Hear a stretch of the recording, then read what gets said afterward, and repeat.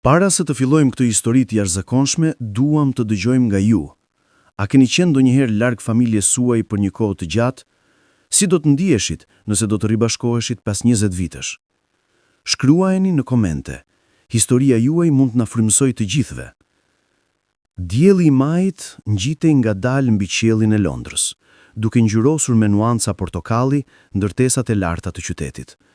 Drini qëndronte pranë dritares së apartamentit të tij në Canary Wharf, me një filxhan kafe në dorë që kishte filluar të ftohej.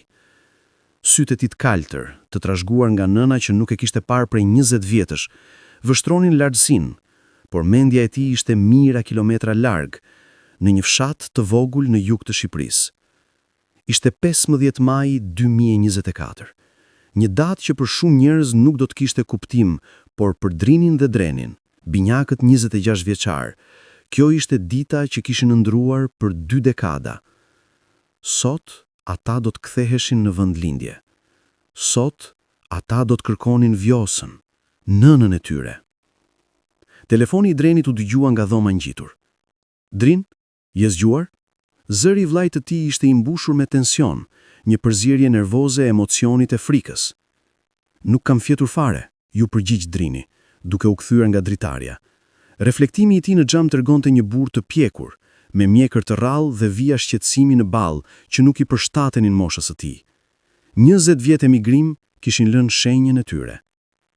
Dreni hyri në dhomën e ndenjes, i veshur me xhinse dhe një bluzë të thjeshtë blu. Në duar mbante një dosje të vjetër, të konsumuar nga koha. Ishin dokumente, fotografi dhe shënime, gjithçka që kishin arritur të mblidhnin gjatë viteve për të gjetur gjurmët e nënës së tyre. E di që je zgjuar, tha Dreni duke ulur në koltukun përballë vllait të tij. Si mund të flasësh dikush natën para një dite si kjo? Drini e vuri filçanin në tavolinë dhe ul pranë Drenit. Për një moment, asnjëri prej tyre mund të foli. Heshtja mes tyre nuk ishte e pakëndshme. Ishte heshtja e 2 shpirtra që ndanin të njëjtin dhimbje, të njëjtin mall, të njëjtin ëndër. A mendon se do ta gjejmë? Pyeti Drini në fund. Zëri i tij pothuajse një përshpëritje. Dreni kapi dosjen më fort. Duhet. Nuk kemi ardhur deri këtu për të kthyer pa përgjigje. Ata ishin vetëm 4 vjeç kur u larguan nga Shqipëria. Ishte viti 2004. Dhe vendi ende mbante plagët e tranzicionit të vështirë pas komunizmit.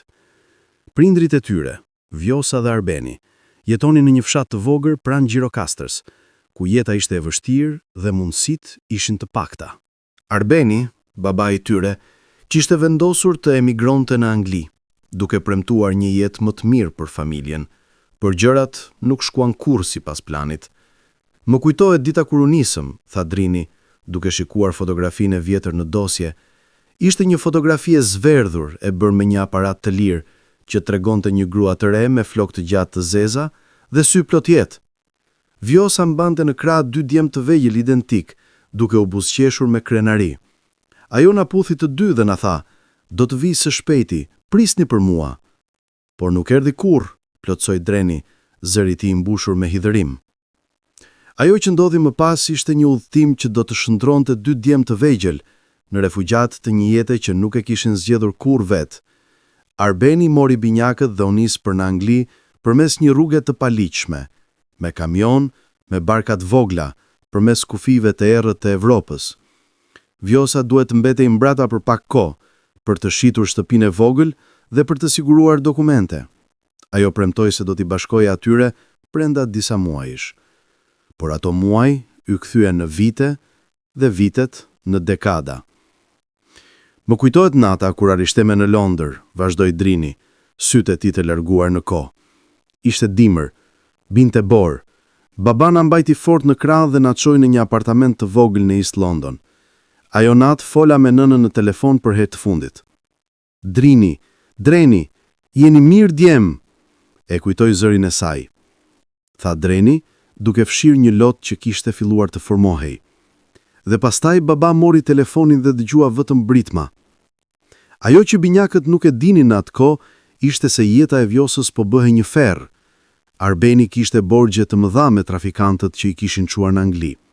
Kur nuk arriti t'i paguante, ata u hakmorën duke e kërcënuar Vjosën.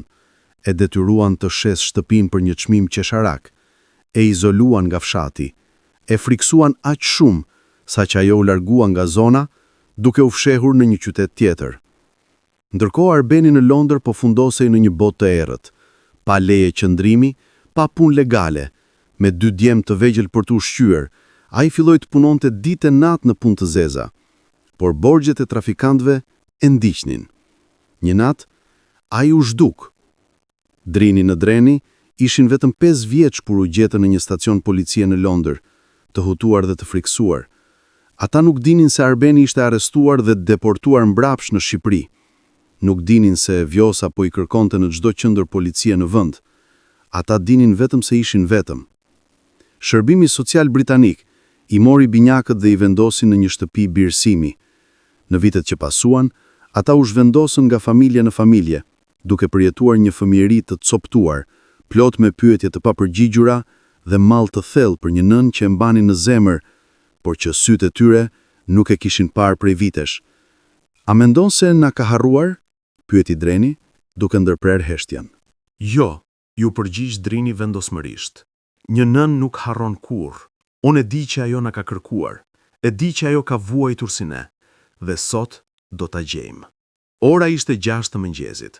Fluturimi i tyre për Tiranë do të niste në ora 10 nga Heathrow. Ata kishin 4 orë për t'u përgatitur, por në të vërtetë, ata ishin përgatitur për këtë moment për 20 vjet. Dreni habi dosjen dhe nxorri një letër të vjetër, shkruar me dorë të bukur, me një shkrim që dridhej pak. Djemtë e mi të dashur, Drini dhe Dreni. Nëse po lexoni këtë letër, do të thotë se më keni gjetur. Do të thotë se Zoti më ka dëgjuar lutjet. Çdo ditë që kalon, zemra ime qan për ju. Çdo natë, shikoj yjet dhe lutem që ju t'jeni mirë, t'jeni të sigurt, t'jeni të lumtur. Ju lutem mos më urreni. Gjithçka që kam bërë, e kam bërë për t'ju mbrojtur. Një ditë do t'ju shpjegoj gjithçka. Një ditë do t'jemi bashkë përsëri. Nëna juaj që ju do përjetësisht, Vjosa. Letra ishte shkruar 10 vjet më parë dhe ishte lënë në një qendër për t'u zhdukur në Tiranë. Drini dhe Dreni e kishin marrë atë vetëm 6 muaj më parë, pas vitesh kërkimesh përmes organizatave ndërkombëtare, rrjeteve sociale dhe detektivëve privat. Ajo letër kishte ndezur një shpresë që kishte qenë pothuajse e shuar. Ne po vemi nën, përshpëriti Drini, duke prekur letrën me gishta që dridhen. Pas 20 vitesh, po vemi në shtëpi. Ata filluan të pakonin valixhet e fundit. Drini vendosin brenda një album fotografish, fotografi që i kishte bërë për gjatë viteve në Londër, duke dokumentuar jetën e tyre, duke shpresuar se një ditë do t'ja tregonte nënës së tij. Dreni vendosi një jastëk të vogël që kishte qenë i Vjosës, e vetmja gjë fizike që kishin mbajtur prej saj. Një jastëk me ere që kishte zbetur me vite, por që ende mbante kujtimet e fëmijërisë të tyre. Kur doli në rrugë, Londra ishte zgjuar plotësisht. Njerëzit nxitonin drejt punës, makinat binin me zhurmë. Jeta zakonshme e një qyteti gjigant zhvillohej si çdo mëngjes tjetër. Por për Drini dhe Drenin, ky nuk ishte një mëngjes i zakonshëm.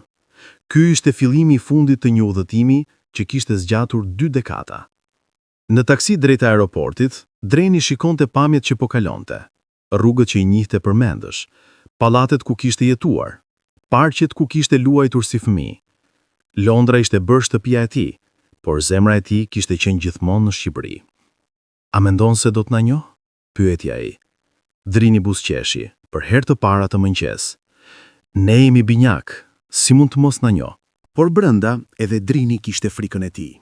20 vjet ishin një kohë gjatë. Ata kishin qenë djem 4 vjeçar kur u larguan, tani ishin burra të rritur. Fytyrat e tyre kishin ndryshuar, zërat e tyre kishin ndryshuar, jeta e tyre kishte ndryshuar.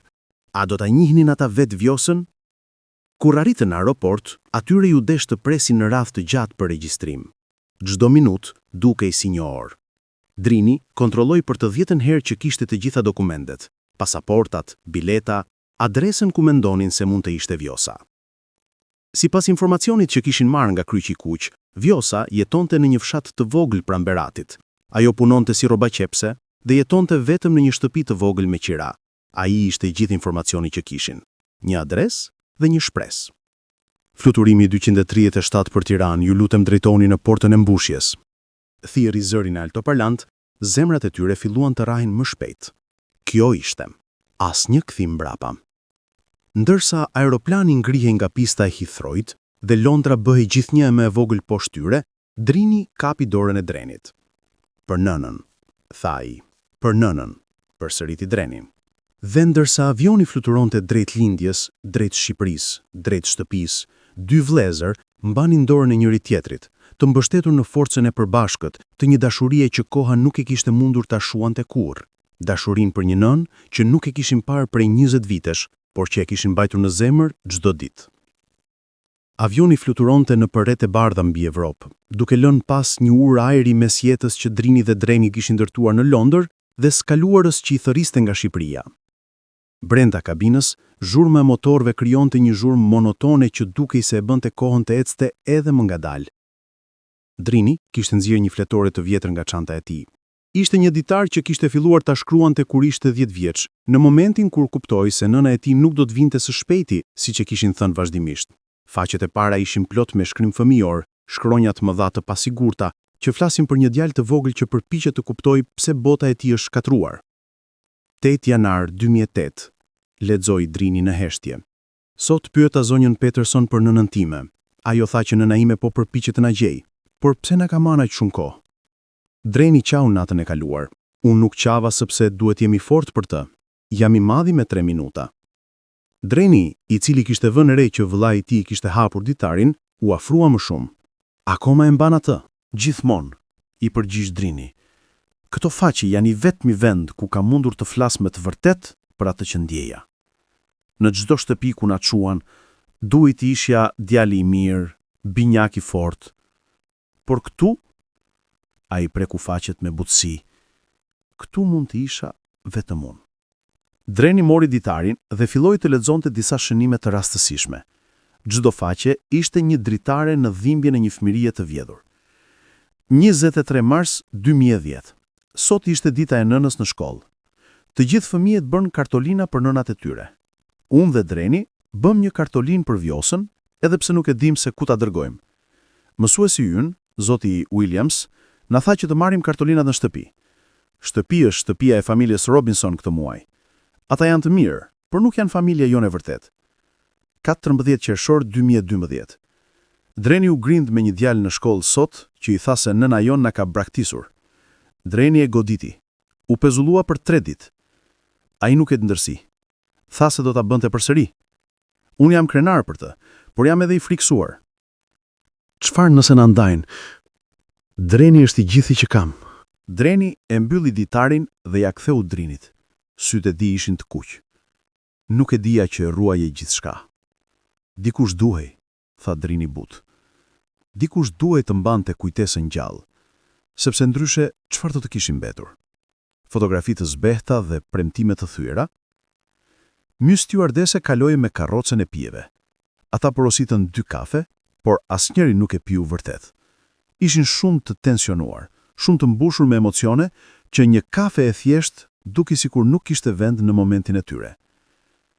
Më trego për herën e fundit që kujtove diçka konkrete për të, tha Dreni duke u përpjekur të ndryshoj pak temin si nga dhimbja e kujtimeve të lexuara. Drini mbyllur i syt, duke u përpjekur të kthej veten në një kohë që dukej si një jetë tjetër. Ishte një mëngjes në fshat. Filloi ai, zëri i tij i butë dhe i largët. Ajo na zgjoi herët. Dielli sapo kishte dalë. Më kujtohet se dhoma jon kishte një dritare të vogël që jepte nga oborri, dhe drita e artë e mëngjesit hynte brenda. Ajo na tha, "Çohuni djemtë mi, ka diçka të bukur jashtë."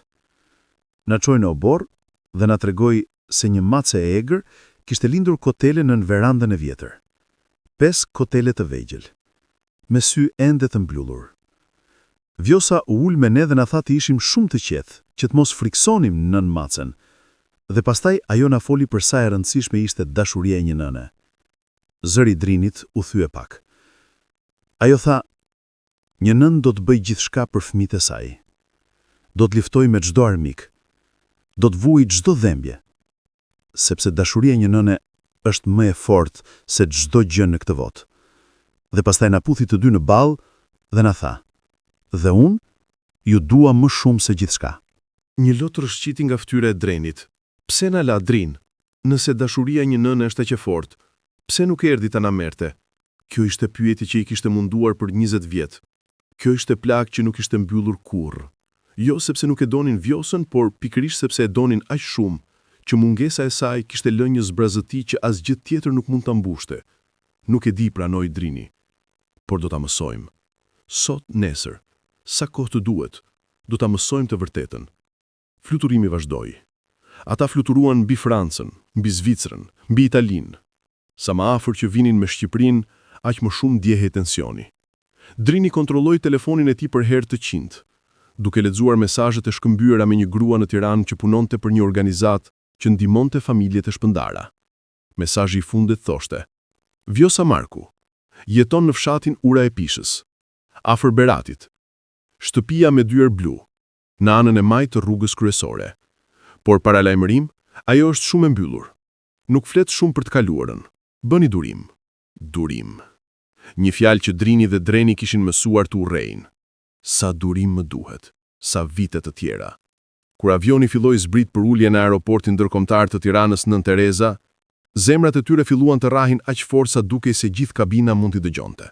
Zonja dhe zotërinj, po afrohemi në Tiranë, tha zëri i kaptinit përmes altoparlantëve. Temperatura është 28 gradë Celsius, ora lokale është 14:35. Faleminderit që zgjodhët të fluturoni me ne. Kur rrotat prekën pistën dhe avioni u ngadalsua, Drini dhe Dreni shkëmbyen një vështrim. Pa fjalë ata komunikuan gjithçka: frikën, shpresën, vendosmërinë. Dera e avionit u hap dhe një erë ngrohtë, e mbushur me era të panjohura dhe të njohura njëkohësisht, erë të bimëve të egra, të dheu të thatë, të detit në largësi. Mirë se erdhe në Shqipëri, tha stjuardesha me një buzëqeshje.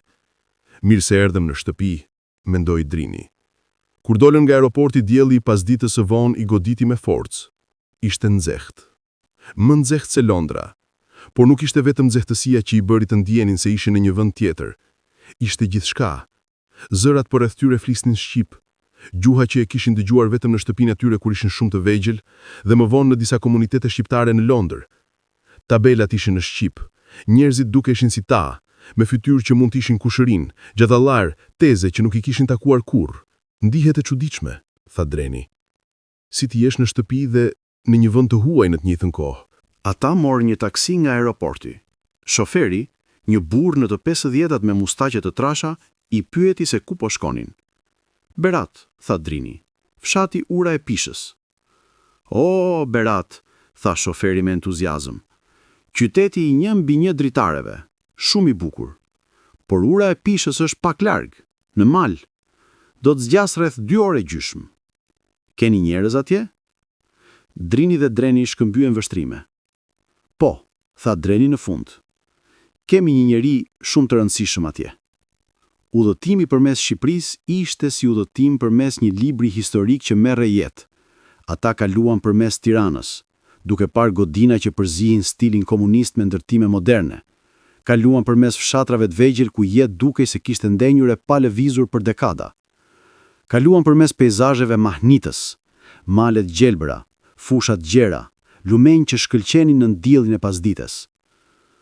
Baba na tregonte për këto vende, tha Drini duke shikuar nga dritarja.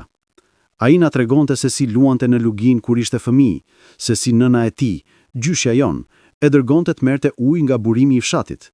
Ne nuk arritëm kur ta takojmë gjyshen. Ajo vdiq para se ne të lindnim, tha Dreni. Por kam dëgjuar se ishte grua e fortë, si Vjosa.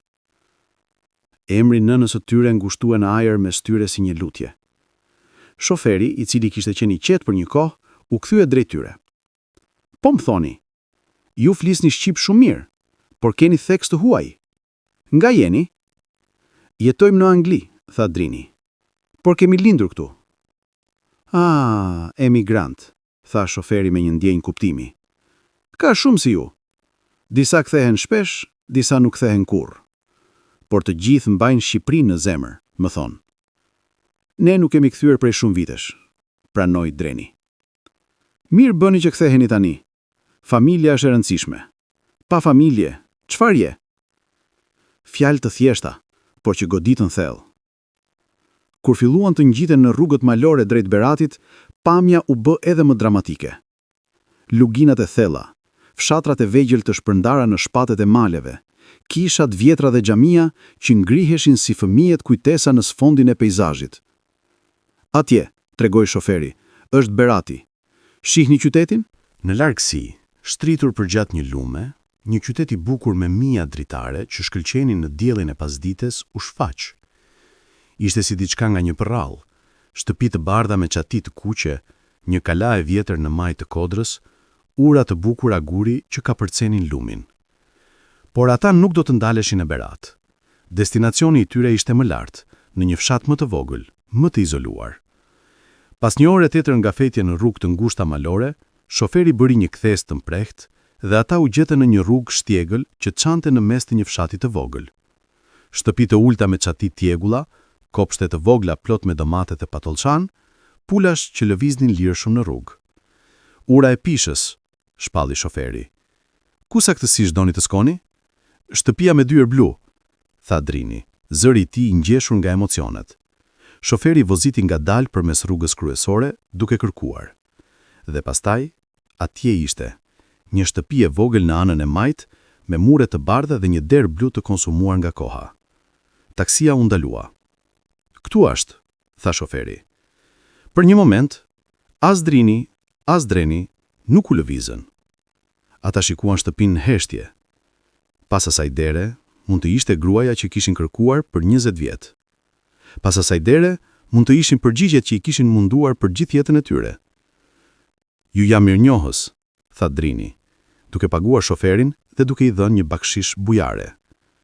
Shpresoj të gjeni atë që po kërkoni, tha shoferi me një buzëqeshje të ngrohtë. Ndërsa taksia largohej, Drini dhe Dreni mbetën përpara derës blu, me valixhet e tyre në këmbë dhe zemrat që rrahnin. Gati? Pyeti Dreni. Drini mori një frym të thellë. Jo, por shkojmë. Dhe me këmbë që dridhen, ata u afruan nga dera që ndante të shkuarën nga e tashmja, dhimbjen nga shërimi, humbjen nga ribashkimi. Dora e Drinit u ngrit drejt derës blu, por për një moment u ngri në ajër. Ka qafër. Pas 20 vjeteve kërkimi, ankthesh të pafundëm dhe netra pa gjumë, ata ishin vetëm një trokitje larg. Por çfarë nëse ky nuk ishte vendi i duhur? Çfarë nëse Vjosa kishte lëvizur përsëri? Çfarë nëse bëje? Inkurajoi Dreni, zëri i tij më i fortë se sa e vet diehej. Drini vendosi. Trok, trok, trok. Zhurma e trokitjes u dëgjua e fortë në qetësinë e pasdites së fshatit. Një qen loguri diku në largësi. Tingulli i një radios vinte nga një shtëpi afër, por nga shtëpia me derën blu, asgjë. Pritnin, zemrat e tyre numëronin çdo sekond. Dhe pastaj, zëri i hapeve. Dikush po vinte drejt derës. Dera u hap ngadalë dhe një grua u shfaq. Ishte në të 50-tat e hershme, me flokë të zeza që kishin filluar të thinjin, të mbledhura në një bishtbythje të thjeshtë. Fytyra e saj ishte e rrudhur nga përretjet dhe koha, por syt, ado syt të zezë të gjallë, mbanin ende shkëlqim që Drini dhe Dreni e njohin nga fotografi të vjetra. Vjosa. Për një moment, koha u ndal.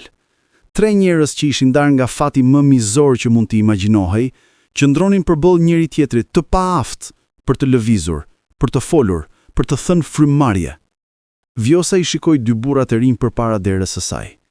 Sytë e saj shkuan nga fytyra e njërit tek tjetri. Ata ishin identik, kjo ishte qartë. Por ajo nuk e njihte dot me njëherë. 20 vjet kishin kaluar. Djemtë e saj të vegjël me faqe të trasha dhe dorë të vogla ishin zhdukur.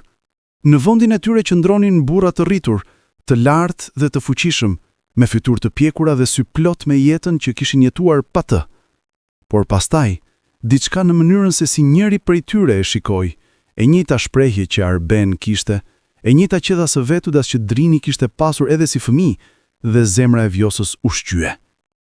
Jo, po shpëriti ajo, zëri i saj i thyeshëm. Dora e saj shkoi te goja duke mbuluar një psefërtina që po shndrohej në një britmër. Jo, nuk mund t'i jetë.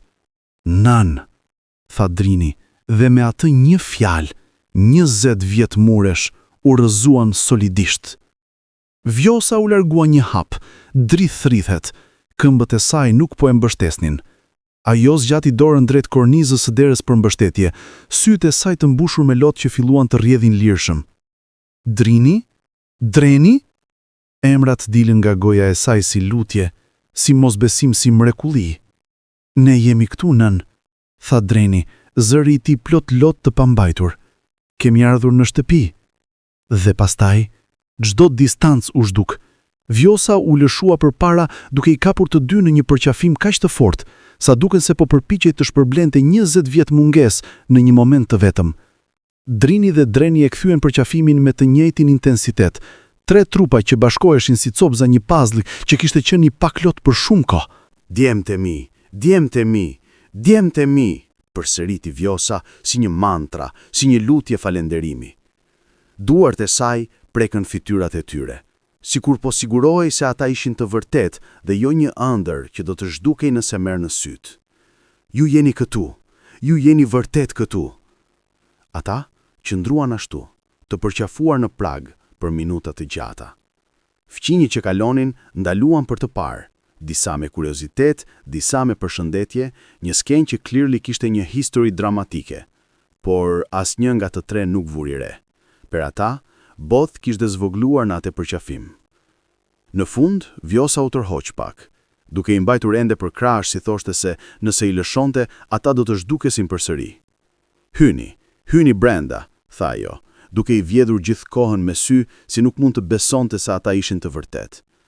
Shtëpia ishte e vogël, por e mirë mbajtur.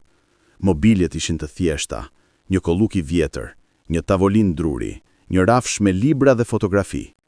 Mure të bardha të zbukuruara me qëndisje dore, një kuzhinë e vogël që shpërndante erë buke dhe stufati. Dhe kudo, fotografi. Fotografi të Drinit dhe Drenit si fëmijë. Fotografi nga 7 të kopjuara dhe zmadhuara, disa të vendosura në korniza të bukura, disa të ngjitur direkt në mur. Një kronologji vizuale e një dashurie që nuk ishte vdekur kurrë. Dreni u afrua te një fotografi, po ajo që ata kishin në dosjen e tyre. 2 djem të vegjël në krahët e Vjosës, të 3 duke buzëqeshur. E ke mbajtur, pëshpëriti ai. Si mund të mos e mbaja, tha Vjosa, duke ardhur prapa tij. Ju keni qenë gjithë jeta ime. Çdo ditë kam shikuar këto fotografi. Çdo ditë kam folur me ju, edhe pse nuk mund të më dëgjonit. Ju kam treguar për ditën time, ju kam pyetur si po ju shkonte në shkollë, ju kam uruar natën e mirë çdo mbrëmje. Ajo ul në kolluk, sikur emocionet e momentit kishin shterur çdo forcë që kishte. Drini dhe Dreni ulën përballë saj, ende të paaft për ta hequr shikimin. Si më gjetët?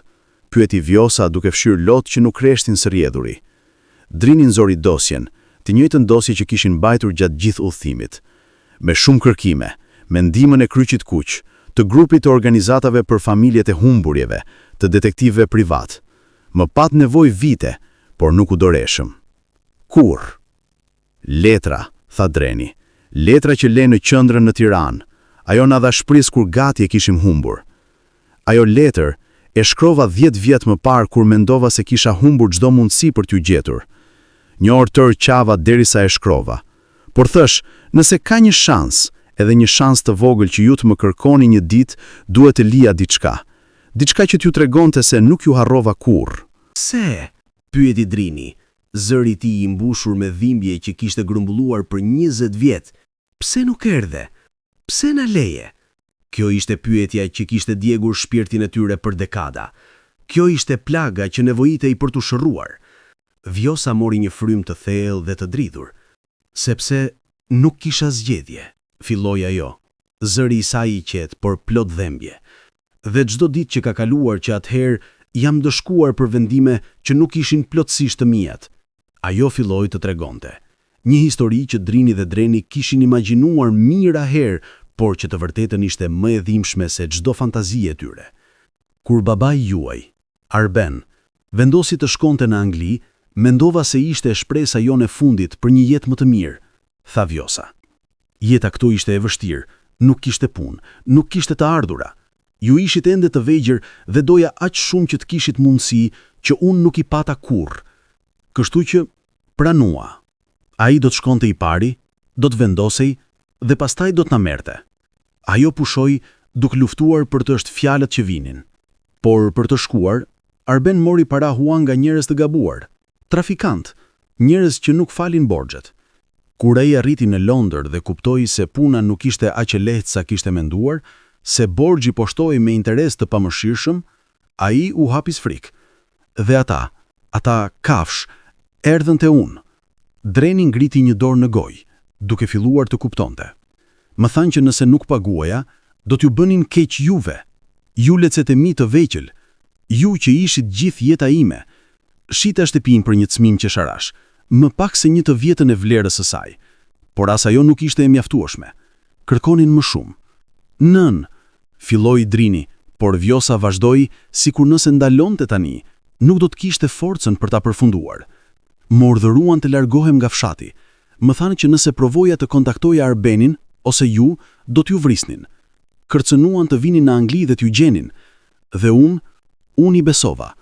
Si mund të mos i besoja? Ata më treguan fotografi tuaja në Londër. E dinin ku ishit. Më thanë se ku shkonte në shkollë. Vjosa u ngrit dhe shkoi te dritarja, duke shikuar fshatin jashtë. Kështu që u zhduka. Ndryshova emrin për një kohë. Lëviza nga qyteti në qytet. Jetoja në frikë konstante dhe gjithë atë kohë vuaja aq shumë sepse e dija se ju po më prisnin. E dija se çdo ditë ju pyesnin ku është nëna, pse nuk vjen, dhe nuk mund të ju përgjigjesha. Ajo u kthye drejt tyre, fytyra e saj e shtrembuar nga dhimbja. Përpiqesha të ju gjeja përmes kanaleve zyrtare, por ju ishit në sistemin e fëmijëve, të mbrojtur. Askush nuk donte të më jepte informacion. Për ta, unë isha vetëm një nën tjetër që i kishte braktisur fëmijët e saj. Nuk e dinin të vërtetën. Askush nuk e dinte. Ajo erdhi dhe ul midis tyre duke kapur duart e të dyve. Çdo natë, lutesha që ju të ishit mirë. Çdo mëngjes, zgjohesha duke shpresuar se sot do t'ishte dita kur do të mund të ju shihja. Kam jetuar 20 vjet në ferrin e mosdijes, të pyetjeve pa përgjigje, të një dhurie që nuk munda të shpreha. Heshtja që pasoi ishte e rëndë me dhimbje të ndarë. Në fund Dreni foli, zëri i tij i thyeshëm. Ne mendonim se na kishe haruar. Kur, tha Vjosa me ashpërsi që i habitur. Kur për një moment të vetëm. Ju jeni goditja e parë ime çdo mëngjes dhe mendimi im i fundit çdo natë. Ju jeni arsyeja që kam vazhduar të jetoj kur gjithçka tjetër më thoshte të dorëzohem. Drini nisi të qante. Jo britjet që kishte mbajtur brenda për kaq shumë vite, por lot të qeta të një shërimi që po fillonte. Ne të duam, nën. Gjithmonë të kemi dashur. Dhe unë ju dua më shumë se sa mund të shprehin fjalët, u përgjigj Vjosa. Ata të tre u përqafuan përsëri, kësaj here me një mirëkuptim që nuk kishte ekzistuar më parë. Dhimbja ende ekzistonte. 20 vjet nuk mund të fshiheshin në një pasdite, por tani kishte edhe diçka tjetër. Falja, kuptimi dhe dashuria që kishte mbijetuar gjithçka. Ndërsa dielli fillonte të ulej jashtë, duke pikturuar qiellin me nuanca portokalli dhe vjollc, Vjosa ngriti. Kam bërë supe, tha ajo, duke fshirë lot. E bëra çdo ditë duke shpresuar që një ditë do të kisha për këtë përgatitja. Sot, fal Zotit, do të ham bashk. Edhe në atë kuzhinë të vogël në një fshat të largët malor, një nënë dhe djemtë e saj të humbur për aq kohë, për herë të parë në 20 vjet, ndan një vakt bashk. Ishte fillimi i rikonstruksionit të asaj që kishte e thyer për aq gjatë. Nata kishte rënë mbi urën e pishës, duke mbulluar fshatin me një qetësi që dukej thuajse e shenjtë. Brenda shtëpisë së vogël me derën blu, drita e një llampe të vjetër krijonte hije të buta në mure, ndërsa Vjosa, Drini dhe Dreni qëndronin rreth tavolinës të rrethuar nga pjata bosh dhe kujtime që po rishfaqeshin ngadalë.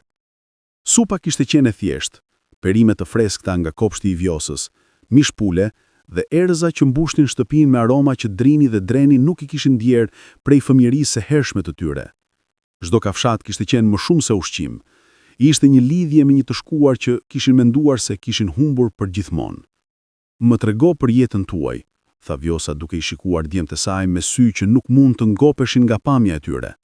20 vjet, ka aq shumë që nuk e di. Çfarë keni bërë? Si keni jetuar? Drini dhe Dreni shkëmbyen vështrime, duke pyetur veten se nga të fillonin. Si mund të kondensoje 20 vjet jetë në një tregim të vetëm? Nuk ka qenë e lehtë, filloi Drini, veçanërisht në fillim. Pas arrestimit të babait, Arbeni u arrestua? Pyeti Vjosa befasuar.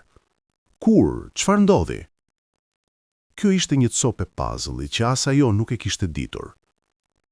Rreth 6 muaj pasi arritëm në Londër, shpjegoi Dreni, policia e kapi duke punuar pa leje.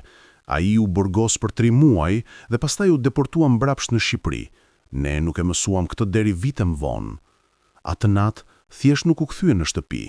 Ata që jetonin me ne, njerëz që nuk i njihnim, na thanë se kishte pasur një aksident, se do të kthehej, por nuk u kthye kurrë. Vjosa mbuloi gojën. Zoti im, as unë nuk e dija. Pas deportimit, ai duhet jetë kthyer këtu, por... Ai të kërkoi? Pyeti Drini butësisht. Vjosa tundi kokën, lotët filluan të mblidhen përsëri. Nëse e bëri, unë nuk e mësova. Kisha ndryshuar emrin, kisha lëvizur. Isha e fshehur aq mirë sa që edhe nëse donte, nuk do të më gjente dot. A e dini kush tani? Pyeti Dreni, zëri i tij mbushur me një mall të vjetër për një baba që pothuajse nuk e mbante mend. Vjosa turti kokën ngadalë. E kam kërkuar. Për vite e kam kërkuar, por është sikur të ketë zhdukur nga faqja e dheut. Dikush më tha se kishte dëgjuar se ishte në një fshat në veri, dikush tjetër tha se kishte emigruar sërish, këtë herë në Gjermani, por as një gjurmë konkrete. Ai, si dhe ju, u bë një fantazëm për mua.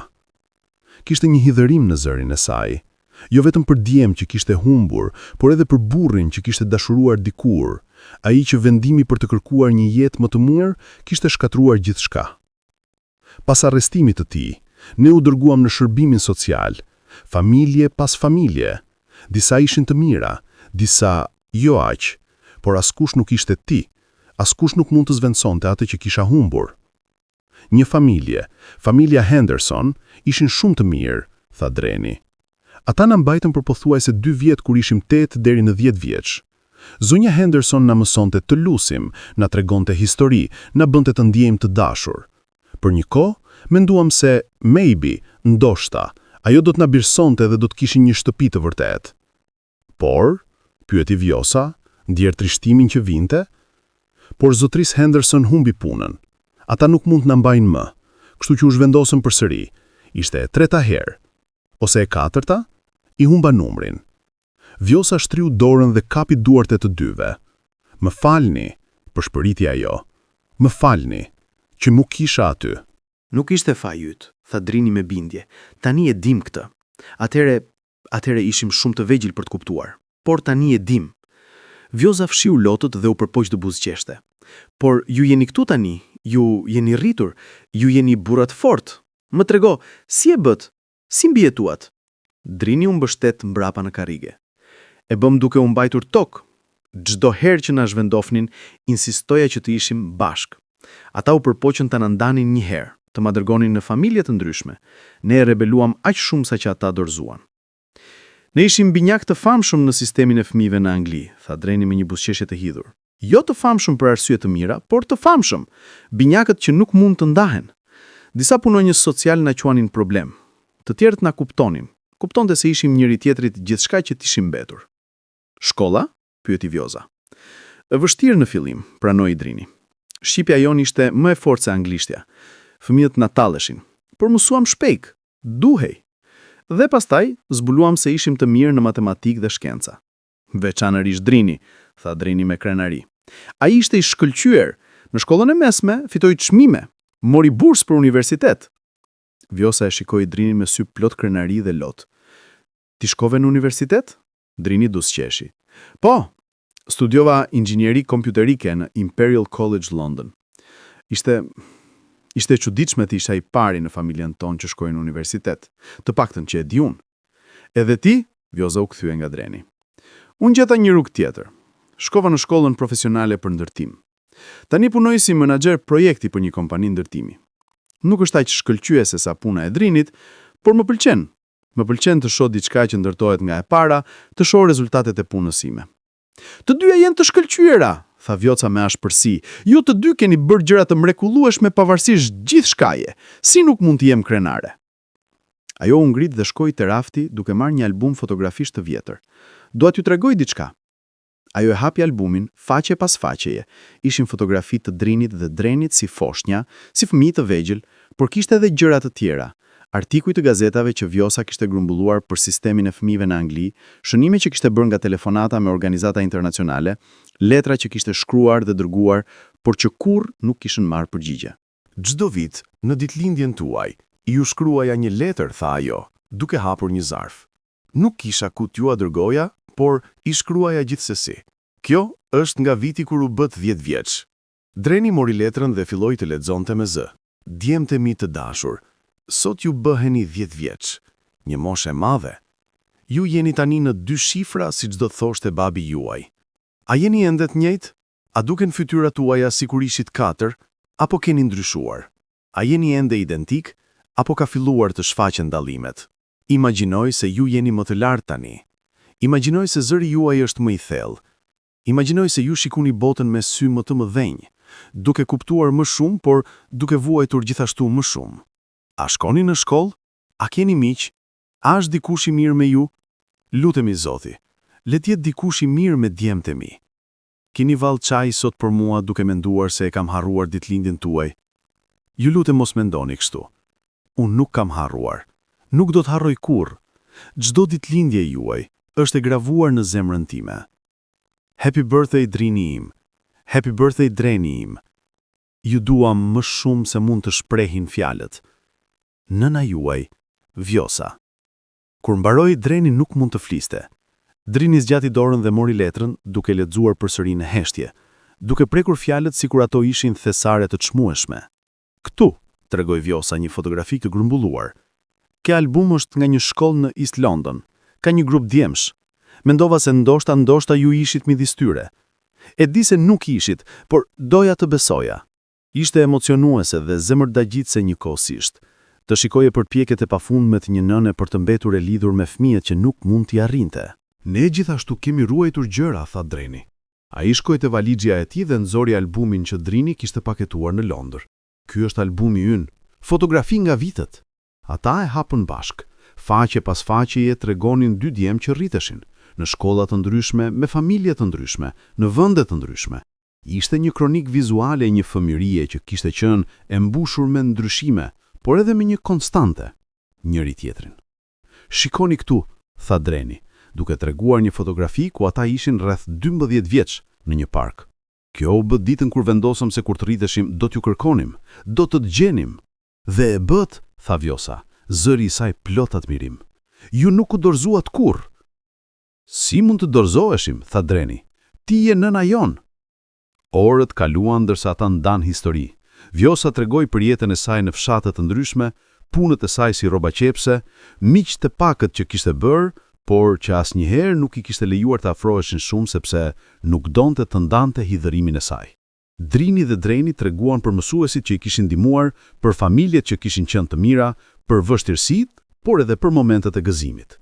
Në një moment, Vjosa u ngrit dhe shkoi te një sirtar. Kam diçka për ju, tha ajo. Ktheu me 2 paketa të vogla të mbështjella me letra letre. Çfarë janë këto? Pyeti Drini. Hapeni, tha Vjosa. Drini e hapi tijen me kujdes. Brenda ishte një orë dore e vjetër me breza lëkure të konsumuar nga koha. Kjo ishte e babait tuaj, shpjegoi Vjosa. E vetmja gjë që la këtu. E kam ruajtur për 20 vjet, shpresova se një ditë do t'ju a jepja. Drini e mori orën me duat që dridheshin. E çeli dhe mbrënda kapakut ishte gdhëndur. Për Drinin dhe Drenin, me dashuri nga baba. Dreni hapi paketën e tij. Ishte një kryq i vogël argjendi në një zinxhir. Ky ishte i gjyshe suaj, tha Vjosa. Nëna ime, ajo vdiq para se ju të lindnin, por më la këtë dhe më tha, një ditë kur të kesh fëmijë, jepu këtë njërit prej tyre, le t'i mbroj. Unë zgjodha ta t'jap ty Dreni, sepse ti linde i dyti dhe mendova se mund të kesh nevojë shtesë për mbrojtje. Dreni e mbylli kryqin në grusht dhe e solli në zemër. Faleminderit, nën. Orët e vona të natës kishin ardhur. Jashtë fshati ishte zhytur në një qetësi të plotë. Vetëm tingulli i një bufi dhe kërcitja e disa insekteve e thyen heshtjen. Ku do të flini? pyeti Vjosa duke u sjell befas në realitet.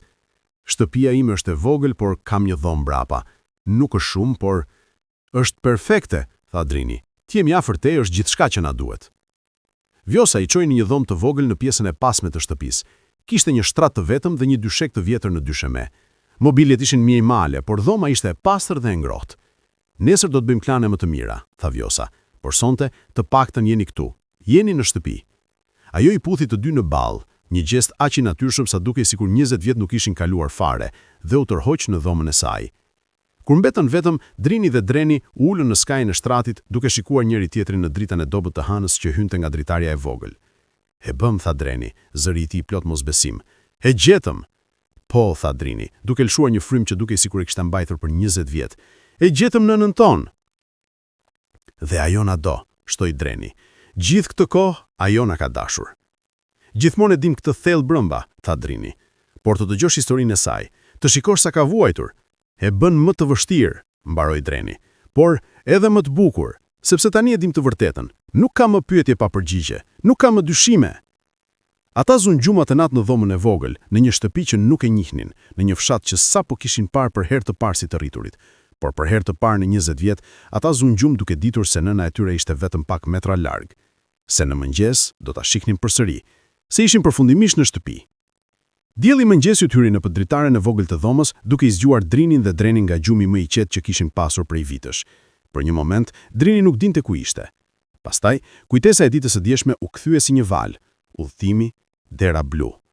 Vjosa, nëna e tyre. Ai u ngrit me kujdes, duke mos dashur ta zgjonte Drenin dhe shkoi në dhomën kryesore. Vjosa ishte tashmë zgjuar duke përgatitur mëngjes në kuzhinën e vogël. Era e bukës së pjekur dhe kafes mbushte shtëpinë. Mirëmëngjes biri im, tha Vjosa, kur e pa. Buzëqeshja e saj e qigjerse që dukej si dhëmte fytyra. Ke fjetur mirë?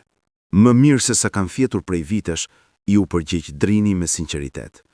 Ai ju afrua dhe për një moment qëndroi aty, thjesht duke vështruar nënën e tij në dritën e mëngjesit. Në dritën e ditës, ai mund të shihte më qartë shenjat që vitet kishin lënë, rrudhat rreth syve, fijet e hirt në flok, një lodhje të thellë në qëndrimin e saj. Por gjithashtu shikoi bukurinë që koha nuk ishte mundur ta fshijë, butësinë në sytë e saj, forcën në duar që kishin punuar aq shumë, dashurinë që rrezatonte nga çdo lëvizje. Ti më shikon sikur je duke parë një fantazm, tha Vjosa me një buzëqeshje të lehtë. Në një mënyrë po jam, tha Drini. Për 20 vjet, ti ke qenë një kujtim i mjegullt, një ëndër që nuk isha i sigurt nëse kishte qenë e vërtet. Dhe tani je këtu, reale dhe prekshme. Vjosa zgjati dorën dhe preki faqen e tij. Unë jam e vërtet, dhe ti je i vërteti. Edhe çdo ditë që vjen, do ta vërtetojmë këtë për njëri tjetrin. Dreni u zgjua pak më vonë dhe së shpejti të tre ishin ulur rreth tavolinës së vogël, duke ndarë një mëngjes të thjeshtë, por që shijonte më mirë se çdo vakt që Drini dhe Dreni kishin ngrënë ndonjëherë. Çfarë planesh keni? Pyeti Vjosa, duke derdhur kafe në filxhanet e tyre. Sa kohë do të qëndroni? Drini dhe Dreni shkëmbyen vështrime. Kjo ishte një pyetje që nuk e kishin diskutuar plotësisht mes vete. Kemi marrë 2 javë pushim nga puna, tha Dreni, por sinqerisht nuk kemi menduar shumë për te i momentit të gjetjes tënde. Gjithçka ka qenë të gjejmë. Tani që je këtu, nuk e dim çfarë vjen më pas. Vjosa ul duke i shikuar me një shprehje të përzier. 2 javë është një kohë e shkurtër. Kemi 20 vjet për të kompensuar. Nuk duhet ta bëjmë gjithçka në 2 javë, tha Drini butësisht. Mund të kthehemi, mund të vizitojmë shpesh, ose ai ndaloi, duke mos qenë i sigurt se si ta shprehte atë që po mendonte. Ose, enkurajoi Vjosa. Ose mund të vish ti në Londër, tha Dreni duke shprehur atë që Drini kishte menduar. Të jetosh me ne, të jesh pjesë e jetës sonë çdo ditë. Vjosa u habit. Londër, por jeta ime është këtu, puna ime. Puna që të mban vetëm sa për të mbijetuar. Nën, ne nuk kemi të pasur, por të ty kemi punë të mira. Mund të marrim një apartament më të madh, mund të kujdesemi për ty si ti duhet kujdesesh për ne kur ishim të vegjël, por nuk pate mundësi. Vjosa u ngrit nga tavolina dhe shkoi te dritarja, duke shikuar fshatin që njihte aq mirë. Kjo shtëpia ime për 10 vjet, tha ajo but. Pas viteve të lëvizjes, të fshehjes, këtu gjeta pak qetësi. Njerëzit më njohin si Vjosa Rrobaqepsja, jo si gruaja me të kaluarën e dhimbshme. Dhe ne e respektojmë atë, tha Dreni duke u afruar. Nuk duam të shkulim nga jeta që ke ndërtuar, por dëshirojmë që ti të dish se ke mundësi, ke familje që të don dhe që të dëshiron afër. Vjosa u kthye triptyre, lotët po formoheshin përsëri. Ju nuk e kuptoni sa të çmuar janë këto fjalë për mua. Për 20 vjet kam jetuar me ndëshkimin se ju jeni diku larg, duke më urryer, duke menduar se ju kam braktisur. Dhe tani më thoni, jo vetëm që nuk më urreni, por që më doni dhe më dëshironi afër. Gjithmonë të kemi dashur, tha Drini. Edhe kur ishim të zemëruar, edhe kur nuk kuptonim, në thellësi të zemrës son, ne gjithmonë të donim. Vjosa i përqafoi të dy duke qarë lirisht. Le të mendoj për Londrën, tha ajo. Nuk është diçka që mund të vendos me njëherë, por premtoj se do ta konsideroj. Pjesa tjetër e mëngjesit kaloi në biseda më të lehta. Vjosa u tregoi për fshatin, për njerëzit që jetonte këtu, për punën e saj. Ajo qepte rroba për njerëzit lokal, fustan për dasma, kostume për fëmijë, ndreqe për rrobat vjetra. Ishte punë e sinqertë, që i mbante duart e zënë dhe mendjen e shpërqendruar nga dhimbja. Do të dëshiroja t'ju takoja me disa njerëz, veçanërisht Lule zonja që jeton në shtëpinë ngjitur. Ajo është bërë si motra ime këtu. Më ka ndihmuar kur askush tjetër nuk e bëri. Do të na pëlqente, tha Dreni. Pak më vonë ata dolën në oborin e vogël. Vjosa i çoi te kopshti i saj, plot me domate, patëllxhan, spec, sallat. Gjithçka që kam është e thjeshtë, tha ajo, por është e imja dhe është e ndershme. Ndërsa ecnin përmes rrugës së fshatit, njerëzit filluan ta vënë re Vjosën me dy burra të rinj identik. Kurioziteti ishte i dukshëm. Disa i përshëndeten me kujdes, të tjerët shikuan me interes të hapur. Një grua më e vjetër u afrua. Kjo duhet ishte Lule. Ajo ishte në të 60-tat e saj, me flokë të bardhë të mbledhur në kokë dhe sy plot jetë. Lule, kush janë këta të rinj të bukur? Pyeti ajo edhe pse nga ngjashmëria me Vjosën ishte e qartë se kishte një marrëdhënie. Lule, tha Vjosa, zëri i saj duke u dridhur nga emocioni. Këta janë djemtë e mi, Drini dhe Dreni. Ata më gjetën. Lule e çoi dorën në gojë, sytë e saj u mbushën me lot. Djemt që ke pritur prej aq vitesh, o Vjosa, o zemra ime, ajo i përqafoi të dy, duke qarë haptazi. Çdo ditë kjo grua ka folur për ju, çdo ditë ka lutuar, dhe tani jeni këtu. Faleminderit që keni kujdesur për të, tha Drini. Ajo është ajo që ka kujdesur për mua, tha Lule. Kur i humba burrin para 5 vitesh, Vjosa ishte ajo që erdhi çdo ditë, që më silte ushqim, që më dëgjonte të qaja. Ajo është një grua me një zemër aq të madhe, edhe kur zemra e saj ishte e thyer. Kjo ishte një anë e Vjosës që Drini dhe Dreni nuk e kishin njohur. Gruaja që pavarësisht vuajtjes së saj, kishte gjetur forcën për të ndihmuar të tjerët. Lajmi u përhap shpejt në fshatin e vogël. Deri në mesdite, disa fqinj kishin ardhur për të parë djemtë e Vjosës që kishin kthyer nga bota e largët. Secili kishte një histori për të ndarë. Se si Vjosa kishte qepur një fustan për vajzën e tyre, se si kishte ndihmuar një të moshuare, se si gjithmonë kishte një fjalë të mirë, edhe kur vetë po vuante. Nëna jote është një nga gratë më të mira në këtë fshat, i tha një burr i vjetër Drenit. Ka kaluar shumë, por asnjëherë nuk ka rënë në hidhërim. Jeni djem me fat që keni një nënë të tillë. E dim, tha Dreni. Tani më shumë se kurrë. Atë pasdite, ndërsa nxehtësia e ditës arriti kulmin, ata u ulën në hijen e një peme të madhe në oborin e Vjosës. Vjosa nxori limonadë të freskët dhe ata qëndruan aty, duke folur, duke qeshur, duke ndarë histori. Më trego për vajzat, tha Vjosa papritmas, me një shkëlqim shperë për në sy. Burra të rinë si ju, me siguri keni dikë speciale. Dreni u kuq. Ka dikë. Emri i saj është Sofi. E takova në punë. Jemi bashkë prej një viti. Dhe ti, Drini? Pyeti Vjosa. Drini tundi kokën. Asnjë. Kam qenë shumë i fokusuar në karrierë dhe në kërkimin tënd. Vjosa e shikoi me dëmshuri.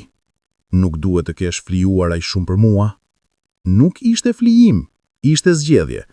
Dhe tani që të kem gjetur, ndoshta ka mundësi për pjesën tjetër të jetës. Shpresoj që të dy të gjeni lumturi. Më pëlqente shumë të takoja këtë Sofi. A është e mirë me ty, Dreni? Shumë e mirë, tha Dreni me një buzëqeshje. Ajo më mbështeti kur vendosa të vija këtu, tha që nuk ka asgjë më të rëndësishme se familja. Duket si vajzë mençur, tha Vjosa. Ruaje. Pasdite kaloi në mbrëmje. Ata përgatiten darkë bashk, Vjosa u mësoi dimve si të bënin një pjatë tradicionale që kishte bërë kur ata ishin të vegjël.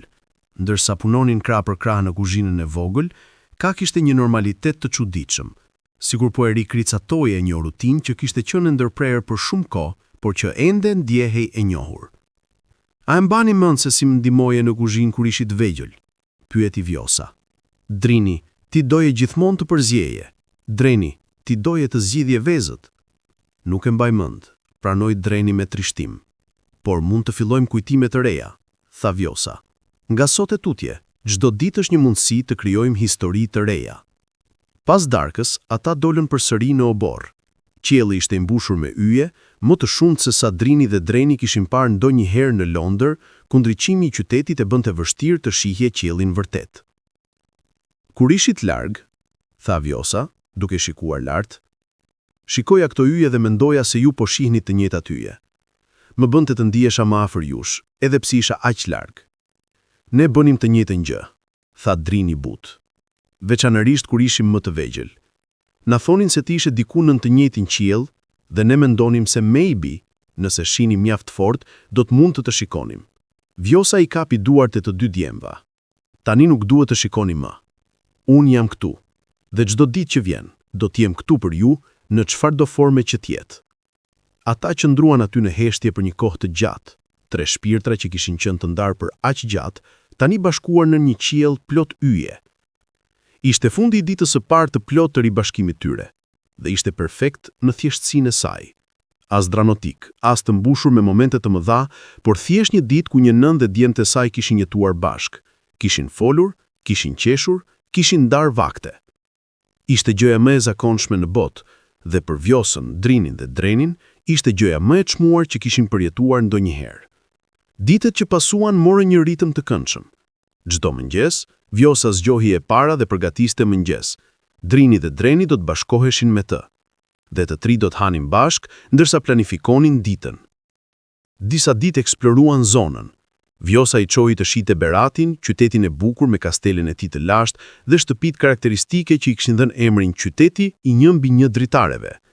Ata ecën nëpër rrugë të ngushta të Guri, vizituan muzeun, provuan ëmbëlsira lokale.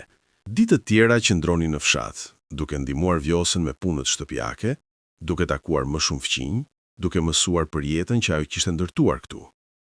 Por kishte gjithashtu momente kur të shkuara nuk mund të shmangeshin. Kur pyetje që kishin mbetur pa përgjigje për aq gjatë, duhet të adresoheshin. Ishte dita e 5 të qëndrimit të tyre, kur Drini solli temën që kishte qenë në mendjen e tij që kur kishin bërritur.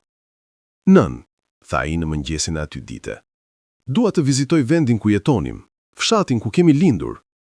Vjosa e vuri filxhanin e kafes, duart e saj të dridhura pak. Pse dëshiron të shkosh atje? Sepse është pjesë e historisë sonë, tha Drini. Unë kam aq pak kujtime, vetëm copa dhe momente. Dua të shoh vendin me sytë e mi të rritur, të kuptoj nga kemi ardhur. Vjosa ishte e heshtur për një moment. Nuk kam qenë aty për 20 vitesh, pas asaj që ndodhi kur nuk kam guxuar të kthehem. Atëherë shkojmë bashkë, Dreni. Ne të tre. Përballojmë të shkuarën bashk. Vjosa i shikoi dhe pa vendosmëri në sytë e tyre. Mirë, tha ajo në fund. Por duhet jeni të përgatitur. Fshati mund të ketë ndryshuar. Njerëzit që njihja mund të mos jetë më atje. Shtëpia ku jetonim nuk e di nëse ekziston ende. Çfarëdo që gjejmë do ta përballojmë, tha Drini. Ata u nisën të nesërmen në mëngjes. Morën një autobus nga ura e pishës drejt një qyteze më të madhe, pastaj një taksi që i çoi përmes rrugëve gjarpëruese malore drejt një fshati ende më të largët dhe më të izoluar se ai ku jetonte Vjosa tani. Udhtimi zgjati gati 3 orë. Ndërsa afriheshin, Vjosa u bë gjithnjë e më e heshtur, e ngushtuar në vendin e saj, duke shikuar peizazhin që kalonte me sy plot kujtime të dhimbshme. Atje, tha ajo në fund, duke treguar një fshat të vogël që shfaqej në largësi. Fshati Peshtan, ku kemi jetuar. Fshati ishte ende më i vogël se ura e pishës. Vetëm disa dhjetra shtëpi të shpërndara përgjatë një rruge plot vështi. Shumë shtëpi dukeshin të braktisura, me çati të rrëzuara dhe dritare të thyera. Emigrimi kishte zbrazur shumë fshata shqiptar, dhe ky nuk ishte përjashtim. Shoferi taksit i la në qendër të fshatit, pra një sheshi të vogël me një burim uji dhe një kishë të vjetër. Do të prisni? Pyeti Vjosa. Sa të dëshironi, tha shoferi, duke kuptuar që kjo nuk ishte thjesht një vizitë turistike. Ata filluan të ecin ngadalë përmes fshatit. Vjosa i çoi, duke shpjeguar ndërsa ecnin. Atje jetonte familja Marku, xhaxha i yt Drini, ai vdiq para 10 viteve. Fëmijët e tij kanë emigruar në Greqi. Ajo ishte shtëpia e Baker Kujtim, ai kishte një dyqan të vogël, nuk e di nëse është ende gjallë. Dhe aty, ajo ndaloi përpara një shtëpie të vogël me mur të bardhë, që kishin filluar të zbeheshin dhe një obor të rrethuar me gar të vjetër druri, ishte shtëpia jon. Drini dhe Dreni shikuan shtëpinë ku kishin lindur, ku kishin jetuar 4 vitet e para të jetës tyre. Dukej kaq e vogël, kaq e thjesht, një dhomë ose 2, një kuzhinë e vogël, një obor me pak pemë frutash. Mund të hym? Pyeti Drini. Nuk e di nëse dikush jeton atje tani, tha Vjosa, por ajo afrua dhe trokiti në derë. Asnjë përgjigje. Ajo provoi dorezën, dera ishte e shkyçur. Hyrën me kujdes. Brendja ishte errët dhe ftohtë. Mobiljet ishin të pakta, një tavolinë e thyer, disa karrige të vjetra, një oçak i mbushur me hij. Dikush ka jetuar këtu pas nesh, tha Vjosa, por duket se e ka braktisur. Ajo u afrua nga një derë e vogël në krah. Kjo ishte dhoma juaj, tha ajo, duke hapur. Drini me Dreni hynë në një dhomë shumë të vogël me një dritare të vetme që jepte nga obori. Ishin vetëm 4 mure bosh, një dyshemet druri që kishte filluar të qahet dhe një erët myku. Por për Vjosën, kjo dhomë bante mira kujtime.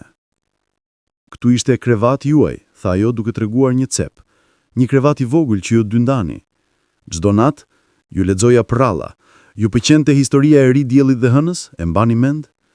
Drini tundi kokën. Jo, por dëshiroj ta dëgjoj përsëri. Vjosa ulën dysheme, duke mos u interesuar për pluhurin. Drini dhe Dreni ulën pranë saj, si fëmijë që dëgjojnë një prrall para gjumit. Dikur, dielli dhe hëna ishin vëllezër. Filloi Vjosa, zëri i saj duke martoni në një tregimtari. Dielli ishte i fortë dhe i ndritshëm, gjithmonë plot energji. Hëna ishte më e qetë, më e butë, por paq e rëndësishme. Ata punonin bashkë për të ndriçuar botën. Dielli ditën, hëna natën. Ajo pushoi, duke shikuar djemtë e saj. Por një ditë, ata u ndan nga një magjestar i keq. Dielli u desh të qëndronte në qiell për herë, të mos zbriste kurrë. Hëna u mbyll në errësirë. Dhe për shumë kohë bota vuajti. Disa vende kishin vetëm dritë dhe digjeshin. Disa kishin vetëm errësirë dhe ngrinin. Por në fund, pas shumë vuajtjesh, një hero i vogël, një fëmijë guximshëm, u ngjit në majën e malit më të lartë dhe thirri të 2 vëllezërit. Ju jeni më të fortë bashk, thirri ai, botës i duhen të 2. Dhe dielli dhe hëna, duke dëgjuar zërin e fëmijës, kujtuan dashurinë që kisin për njëri tjetrin. Ata thyen magjipin dhe u ribashkuan. Dhe nga ajo ditë, ata punuan në harmoni, dielli duke ndriçuar ditën me forcë, hëna duke sjell paqe natën. Vjosa fshiu një lot. Ju i lexova këtë përrall çdo natë, dhe çdo natë ju pyesja, cili jeni ju, dielli apo hëna? Dhe ju përgjigje, ne jemi të dyja, jemi binjak. Drini po qante tani.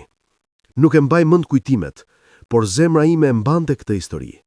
Gjithë këto vite, kur ndihesha i humbur, mendoja për forcën e të qenit bashk me Drinin, si ajo përrall. Ju keni qenë gjithmonë më të fortë bashk, tha Vjosa, dhe kjo është ajo që më ka mbajtur të shpresoj gjatë gjithë këtyre viteve. Dija që, pavarësisht se çfarë ndodhi, ju kishit njëri tjetrin, dhe një ditë shpresoja, do të kishit mua përsëri. Ata që ndruan në atë dhomë boshe për një kohë të gjatë, të ulur në dysheme, të lidhur nga forca e kujtimeve që po rifitoheshin. Përfundimisht, ata dolën nga shtëpia. Obori ishte i mbushur me barë të lartë dhe ferra, por ende mund të shiheshin gjurmët e asaj që kishte qenë. Një pemë fiku e vjetër që ende jepte fruta. Gërmavat e asaj që kishte qenë një pullashte, një stol lëvisje e rënuar. Këtu luanit, tha Vjosa, duke treguar oborin. Pëlqeni të ndjeknit pulat, edhe pse ato ju friksonin pak, dhe nëna të pem fiku, në verë, uleshim dhe hanim fiq të ëmbla. Drini shkoi te pema dhe preku trungun e saj të vjetër dhe të çarë. Kjo pem ka parë gjithçka, tha ai. Na ka parë si fëmijë, ka parë largimin ton, ka mbijetuar pa ne. Dhe tani ju sheh të kthyer, shtoi Vjosa. Ata morën disa fiq të pjekur nga dega dhe I hëngrën aty, në heshtje, duke ndarë një moment që lidhte të kaluarin me të tashmen. Ndërsa ishin duke dal nga oborri, një zë I vjetër I thiri. Vjosa Marku. Ata u kthyen dhe pa një grua shumë të vjetër që rafrohej duke u mbështetur në një shkop. Fytura e saj ishte e rrudhur si pergamena e vjetër, por sytë e saj ende ishin të mprehtë. Nëntana? Tha Vjosa me befasi. Jeni akoma këtu? Ku tjetër do të shkoja? Tha Plaka me një buzëqeshje pa dhëmb. Kam lindur në këtë fshat, do të vdes në këtë fshat. Por ti, nuk të kam parë prej... Sa është? 20 vjet? 20 vjet, konfirmoi Vjosa. Nëntana I shikoi Drinin dhe Drenin me kureshtje. Dhe këta, o zoti im, këta janë djemt binjakët e tu? Po, tha Vjosa me krenari, ata më gjetën. Pas gjithë këtyre vitesh, ata më gjetën. Plaka filloi të qaj, lot që rrjedhin lirshëm në për rrudhat e thella. Faleminderit Zotit, çdo ditë kam lutur për këtë. Kur erdhi lajmi se ti ishe larguar, se fëmijët ishin marrë, mendova se ishte fundi. Por ja, mrekullia ndodh. Ju e dini çfarë ndodhi? Pyeti Drini. Nëntana tundi kokën trishtult. Të gjithë e dinëm, ose të paktën dinëm pjesën e historisë, ato kafshët që erdhën që u kërcënuan familjes suaj, që ju detyruan të largoheni. Shumë njerëz kishin frikë të flisnin sepse ata njerëz ishin të fuqishëm, të rrezikshëm. Por ne e dinëm që Vjosa nuk ju braktisi. Ajo ju tonte më shumë se jetën e saj. Kjo konfirmonte atë që Vjosa kishte thënë. Nuk ishte vetëm historia e saj. Kishte qenë një dramë që I gjithë fshati kishte ditur, por për të cilën shumica kishin qenë shumë të friksuar për të folur. Çfarë u bën me ata njerëz? Pyeti Dreni. Nëntana përshtyu në tokë një gjest I vjetër I përbuzjes. Disa u arrestuan përfundimisht. Të tjerë vdiqën në grindje mes tyre. Bota ka një mënyrë për të dhënë drejtësi edhe kur ligji dështon. Por dëmi që bën, aq shumë familje të thyera, aq shumë jetë të shkatruara. Ajo zgjati dorën dhe preu faqet e Drinit dhe Drenit. Por ju jeni këtu tani, jeni të fortë, të shëndetshëm, të bukur. Vjosa, ti ke bërë një punë të mrekullueshme duke I rritur, edhe nga largësia. Unë nuk I kam rritur, tha Vjosa me zë të thyer. Ata u rritën vetë pa mua. Jo, tha Drini vendosmërisht. Dashuria jote na ka rritur edhe kur nuk ishe fizikisht pranë. Çdo vendim që kemi marrë, çdo rrugë që kemi zgjedhur, ka qenë ndikuar nga ideja se diku ti po na priste. Nëntana buzëqeshi. Fjalë të mençura nga një djalë I ri. Vjosa, ti ke arsye të jesh krenare. Ata biseduan për disa minuta të tjera. Nëntana u tha për ndryshimet në fshat, kush kishte vdekur, kush kishte emigruar, pakët që kishin mbetur. Fshati po vdes, tha ajo trishtull. Të rinjt largohen. Ne të vjetrit mbetemi, duke pritur fundin. Por kjo është jeta. Gjërat ndryshojnë. Para se të largoheshin, Nëntana I bekoi të tre. Zoti ju dhënë paqe për të kaluarën dhe forcë për të ardhmen. Ju keni vuajtur mjaft, tani është koha për lumturi. Ndërsa ecnin prapa drejt taksisë që I priste, asnjëri prej tyre nuk foli. Vizita në fshatin e lindjes së tyre kishte qenë emocionale, kishte sjellë përfundim për disa pyetje, por kishte hapur edhe plagë të vjetra. Në taksi, në rrugën e kthimit, Vjosa foli së fundi. Faleminderit që deshët të vini, tha ajo. E di që nuk ishte e lehtë. Ishte e nevojshme, tha Dreni. Duhet të dim nga kemi ardhur për të kuptuar ku po shkojmë. Dhe ku po shkojmë? Pyeti Vjosa butësisht. Dreni mori dorën e saj. Përpara, bashk, si familje. Vjosa mbështeti kokën te shpatulla e Drenit, duke lëshuar një frym të thellë. Bashk, përsëriti ajo. Po, bashk. Dielli po perëndonte kur u kthye në urën e pishës. Qielli ishte i pikturuar me nuanca të kuqe, portokalli dhe vjollc, një peizazh aq i bukur sa që dukej gati i pabesueshëm. "Shikoni," tha Vjosa, duke treguar perëndimin. "Dielli dhe hëna po ndrojnë vendet. Ditja po kalon në natë, përfundon një kapitull dhe fillon tjetri." "Sikurse ne," tha Drini. "Kapitulli i ndarjes ka përfunduar. Tani fillon kapitulli i ribashkimit." Ata qëndruan jashtë shtëpisë së Vjosës për një moment, duke shikuar perëndimin, duke ndarë një heshtje që ishte më e plotë se çdo fjalë. Në fund, Vjosa e çoi brenda. "Hajde," tha ajo, "dua t'ju mësoj të bëni një recetë tjetër sonte, diçka që bëja gjithmonë në ditëlindjet tuaja kur ishit të vegjël." "Çfarë?" pyeti Dreni me kuriozitet. Vjosa buzëqeshi, një buzëqeshje e vërtet, e ngrohtë, që arrinte të sytë e saj. "Pet me mjalt dhe arra. Ishte deserti juaj preferuar. Nuk e mbaj mend shihen, por do të m'pëlqente ta mësoj." "Atëherë sonte," tha Vjosa, "jo vetëm do ta mësoni ta bëni, por do të krijoni një kujtim të ri, dhe kështu cop pas cope do ta rindërtojmë atë që është humbur." Dhe ashtu bën. Atë mbëmje, në kuzhinën e vogël të Vjosës, në ndritën e dobët të llambës, një nën mësoi djemtë e saj si të përgatisnin një recetë nga fëmijëria e tyre, një recetë që ata nuk e mbanin mend të shijeve, por që trashëgimia e së cilës ekzistonte thellë në gjenat dhe në shpirtrat e tyre. Dhe ndërsa punonin bashk, duke përzier, duke pjekur, duke shijuar, copzat e një familje të thyer filluan të bashkoheshin përsëri, cop pas cope, moment pas momenti. Ditët e mbetura të javës së parë kaluan shpejt, shumë shpejt. Çdo mëngjes, Drini zgjohej me një ndjenjë paksimi, një ditë më pak me nënën e tyre. Vetëm një javë mbetej nga koha që kishin marrë leje nga puna. Ishte një mëngjes i shtunë kur tema e të ardhmes u ngrit sërish. Këtë herë më urgjent.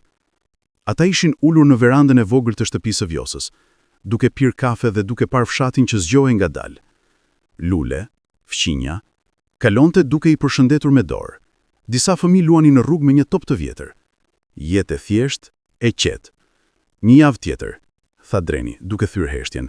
"Vetëm një javë dhe duhet të kthehemi në Londër." Vjosa e fuli filxhanin. "E di, kam menduar shumë për këtë." Dhe inkurajoi Dreni. "Dua të vi me ju," tha Vjosa. Fjalët duke dalë në një rrëmuj të shpejtë, sikur nëse nuk do t'i thoshte me një herë, do të humbte guximin. "Në Londër. Dua të jem pjesë e jetës suaj. Dua të kompensoj kohën e humbur." Dreni dhe Vjosa shkëmbyen jostri me gëzimi. "Je sigurt?" pyeti Dreni. "Nuk duam të detyrojmë të lësh." "Jam e sigurt, e kam menduar nga çdo kënd. Po, do të më mungoj ky fshat. Po, do të më mungojnë njerëzit që kam njohur këtu. Por ju jeni djemtë e mi. Nëse mund të kem edhe një ditë tjetër me ju, edhe një javë, edhe një vit, dua ta kem. Nuk dua të humbas asnjë moment të mëtejshëm." Dreni u ngrit dhe përqafoi. "Do të të bëjmë një jetë të mirë, nëna," premtoi. "Nuk më duhet një jetë e madhe," tha Vjosa. "Më duhen vetëm ju." Ditët që pasuan u mbushën me përgatitje. Vjosa filloi të organizonte jetën e saj në urë e pishës. Duhet të njoftonte pronarsin e shtëpisë se do të largojë, të përfundonte punët e qepjes që kishte marrë përsipër, të thoshte lamtumir për njerëzit që kishin bërë pjesë të jetës së saj për 10 vjet. Lule qau kur Vjosa ja tha lajmin. "E di që është e drejtë," tha ajo duke përqafuar mikeshën e saj. "E di që duhet të shkosh me djemtë tu, por do të më mungosh aq shumë." "Do të kthehem për të vizituar," premtoi Vjosa. "Dhe ti mund të vish në Londër, do të kesh një vend për të qëndruar." "Londër," tha Lula me një buzëqeshje të trishtuar. "Unë një plakë fshatare në qytetin e madh? Do të humbasesha në 5 minuta." "Atëherë, do të mbajnë fort," tha Vjosa. Drini dhe Dreni nisen të organizonin detajet logjistike. Telefonata me agjenci për viza, kërkime për apartamente më të mëdha në Londër që mund të strehonim të tre, diskutime për punën e Vjosës, çfarë mund të bënte ajo në Angli. "Ka shumë komunitete shqiptare në Londër," shpjegoi Dreni. "Njerëz që do të kenë nevojë për rroba qepse të talentuar, mund të fillosh një biznes të vogël." "Ose thjesht mund të pushosh," tha Drini. "Ke punuar aq shumë gjatë gjithë jetës. Kemi mjaft për të mbështetur të tre." Vjosa tundi kokën me vendosmëri. "Nuk dua të jem bar, dua të kontriboj. Duart e mia din të punojnë. Është gjëja që më ka mbajtur seng gjatë gjithë këtyre viteve." "Atëherë do të gjej mënyrën e duhur," tha Drini. "Por pa presion, pa stres. Ke kaluar mjaft vështirësi." Një pasdite, ndërsa Vjosa po qefte një nga punët e saj të fundit, një fustan për një dasmë lokale, ajo filloi të tregoj për ëndrrën që kishte mbajtur gjallë gjatë viteve më të errta. Kur ju humba, tha ajo duke punuar me gjylpërën dhe penin me duart e saj të aftësode, krijova një fantazi në kokën time. E imagjinova se si do të ishte kur të ribashkoheshim. Sa herë imagjinova atë sken, ju duke trokitur në derë, unë duke hapur, momentin i njohjes. Dhe, pyeti Dreni, si ishte realiteti krahasuar me fantazin? Vjosa ndali së punuari dhe i shikoi me sy plot lot. Më e mirë, milja fish më e mirë. Në fantazin time, ju ishit ende fëmijë të vegjël. Në realitet, ju jeni burra të rritur, të fortë, të aftë. Në fantazin time, ne thjesht përqafoheshim dhe gjithçka do të ishte perfekte me njëherë. Në realitet, ka dhimbje, ka pyetje, ka vështirësi, por është real, dhe kjo e bën infinitisht më të çmueshme. Ajo mori dorën e Drenit. Fantazit janë të bukura, por realiteti, edhe me tmetat e tij, është gjëja më e mrekullueshme që kam përjetuar. Drini, i cili kishte qenë duke shikuar nga dritarja, u kthye. Nën, ka diçka që duhet të dish për ne, për mua veçanërisht. Vjosa e vuri qepjen dhe e kushtoi vëmendje të plot. Gjatë gjithë këtyre viteve të kërkimit për ty, vazhdoi Drini. Unë kam pasur momente të errta. Momente kur mendoja se maybe ishte më mirë të dorëzohem, të pranoj që të kisha humbur përgjithmonë. Ka pasur vite kur depresioni më ka munduar aq shumë sa mezi mund të ngriheshja nga shtrati. Drini, filloi Vjosa, por ai vazhdoi. Dren më ka mbajtur të gjallë. Ai dhe kërkimi për ty, secili ditë që vendosesha të vazhdoj, ishte një ditë që besoja se maybe sot do të merre një telefonat, një email, një gjurmë që do të më çonte te ti. Dhe tani që të kam qetur, ka një pjesë të madhe të me që thjesht dëshiron të ndaloj, të marr frymë, të gëzoj këtë moment. Vjosa u ngrit dhe shkoi te ai, duke e përqafuar fort. Atëherë ndaloni, merrni frymë, gëzoje. Por ka gjithashtu një pjesë, shtoi Drini, që ndihet e humbur. Për 20 vjet, qëllimi im ka qenë të dëgjej. Dhe tani që e kam arritur atë qëllim, çfarë vjen më pas? Kjo ishte një pyetje që shumë njerëz që arrin qëllime të mëdha jetësore e ndjejnë. Zbrazdia pas përmbushjes, humbja e qëllimit që ka drejtuar jetën e tyre për aq gjatë. Vjosa e mori fytyrën e Drinit në duart e saj. Çfarë vjen më pas? The ajo me butësi, është jeta. Jo kërkimi për mua, por jetesa me mua. Jo ëndërrimi për një të ardhme ku jemi bashk, por ndërtimi i asaj të ardhme, ditë pas dite. Për 20 vjet ti ke pasur një mision. Tani misioni yt i ri është më i thjeshtë dhe më i vështirë në të njëjtën kohë. Të jesh i lumtur, të gjesh dashurinë, të ndërtosh karrierën, të jetosh plotësisht. Dhe unë do të jem këtu, duke të mbështetur në çdo hap. Drini e përqafoi, trupi i tij duke u dridhur nga emocionet që kishte mbajtur për aq gjatë. Ndonjëherë nuk besoj që je reale. Ndonjëherë friksohem se do të zgjohem dhe gjithçka do të ketë qenë ëndër. Unë jam reale, tha Vjosa me vendosmëri. Dhe nuk shkoj askund. Kur më? Dreni bashkohet me përqafimin, duke formuar një trekëndësh force dhe dashurie. Ata që ndruan ashtu për një kohë të gjatë, të tre të lidhur në një moment që ishte njëkohësisht fundi një kapitulli dhe fillimi një tjetri. Në ditët përpara nisjes së tyre, Vjosa organizoi një darkë lamtumyr me njerëzit e fshatit që kishin qenë të mirë me të gjatë viteve. Lule ndihmoi të përgatiste. Tav me miksh, byrek, sallata, ëmbëlsira tradicionale. Shtëpia e vogël u mbush me njerëz, fëqinj, klientë të Vjosës, miq. Ishte befasuese të shihe sa shumë njerëz kishin prekur jetën e saj, edhe në izolimin e saj relativ. Për Vjosën, tha një burr i vjetër duke ngritur gotën, që na ka bërë të gjithëve rroba dhe ka qepur edhe plagët e zemrave tona me dashmërinë dhe mirësinë e saj. Për Vjosën, përsëritën të gjithë. Vjosa qëndroi duke u përpjekur të mos qante. Ju faleminderit që më pranuat kur erdha këtu, pa emër, pa e kaluar, me vetëm dhimbje në zemër. Ju nuk pyetët shumë pyetje, thjesht më pranuat. Dhe tani, kur po largohem, ju dua ta dini që secili për juve ka qenë një dritë në errësirën time. Ajo pa nga Drini dhe Dreni. Dhe ju dua ta dini që këta dy djem janë arsyeja që mbijetova. Çdo mëngjes, kur nuk doja të ngrihesha mendoja, ndoshta sot do të dëgjoj prej tyre. Çdo mbrëmje kur lutesha, kërkoja që ata të ishin të sigurt, të lumtur, të dashur. Dhe tani, zëri i saj u thye, tani ata janë këtu, dhe po më çojnë në një jetë të re. E di që shumë nga ju mendojnë se jam e çmendur që po lësh Shqipërinë për Anglinë në moshën time. Por unë po shkoja te shtëpia ime e vërtet, jo një vend, por njerëzit që dua më shumë se gjithçka. Kishte lot, përqafime, premtime për të mbajtur kontaktin. Lule i dha Vjosës një jastëk të vogël të qëndisur me dorë. Që të kujtosh këtë vend, tha ajo, dhe që të dish që gjithmonë ke një shtëpi këtu nëse vendos të kthehesh. Nata e përfundoi vonë, me njerëz që ngadalë largoheshin, secili duke lënë një copë të zemrës së tyre me Vjosën dhe duke marrë një copë të saj me ta. Kur të gjithë kishin shkuar, Vjosa, Drini dhe Dreni qëndruan në shtëpinë tani të qetë, duke pastruar pjatat dhe duke mbuluar mbetjet e ushqimit. Kjo ishte e bukur, tha Dreni. Po, tha Vjosa. Më kujtoi që edhe në vitet më të errta kam pasur bekime. Njerëz të mirë, momente të vogla gëzimi. Dhe tani, bekimi më i madh i gjithë, ju. Nata e fundit e tyre në Ur e Pishës ishte e qetë. Ata nuk folën shumë. Nuk ishte nevojë për fjalë, vetëm pranimi i një momenti që po mbaronte dhe një tjetri që po fillonte. Drini doli jashtë dhe shikoi yjet për herë të fundit nga obori i Vjosës. Vjosa doli dhe qëndroi pranë tij. Kur isha i vogël në Londër, tha Drini, shikoja yjet dhe imagjinoja që ti po shikoje të njëjtat yje diku. Dhe tani, nesër, ne do të jemi nën të njëjtat yje, në të njëjtin qytet, në të njëjtën shtëpi. Nuk duhet më të imagjinojmë. Tani thjesht jetojmë. Ata qëndruan aty, nën dhe bir, në qiellin e mbushur në yje të Shqipërisë, duke shijuar momentin e fundit të fshatit që kishte qenë streha e Vjosës për aq gjatë. Mëngjesi i nisjes erdhi shumë shpejt.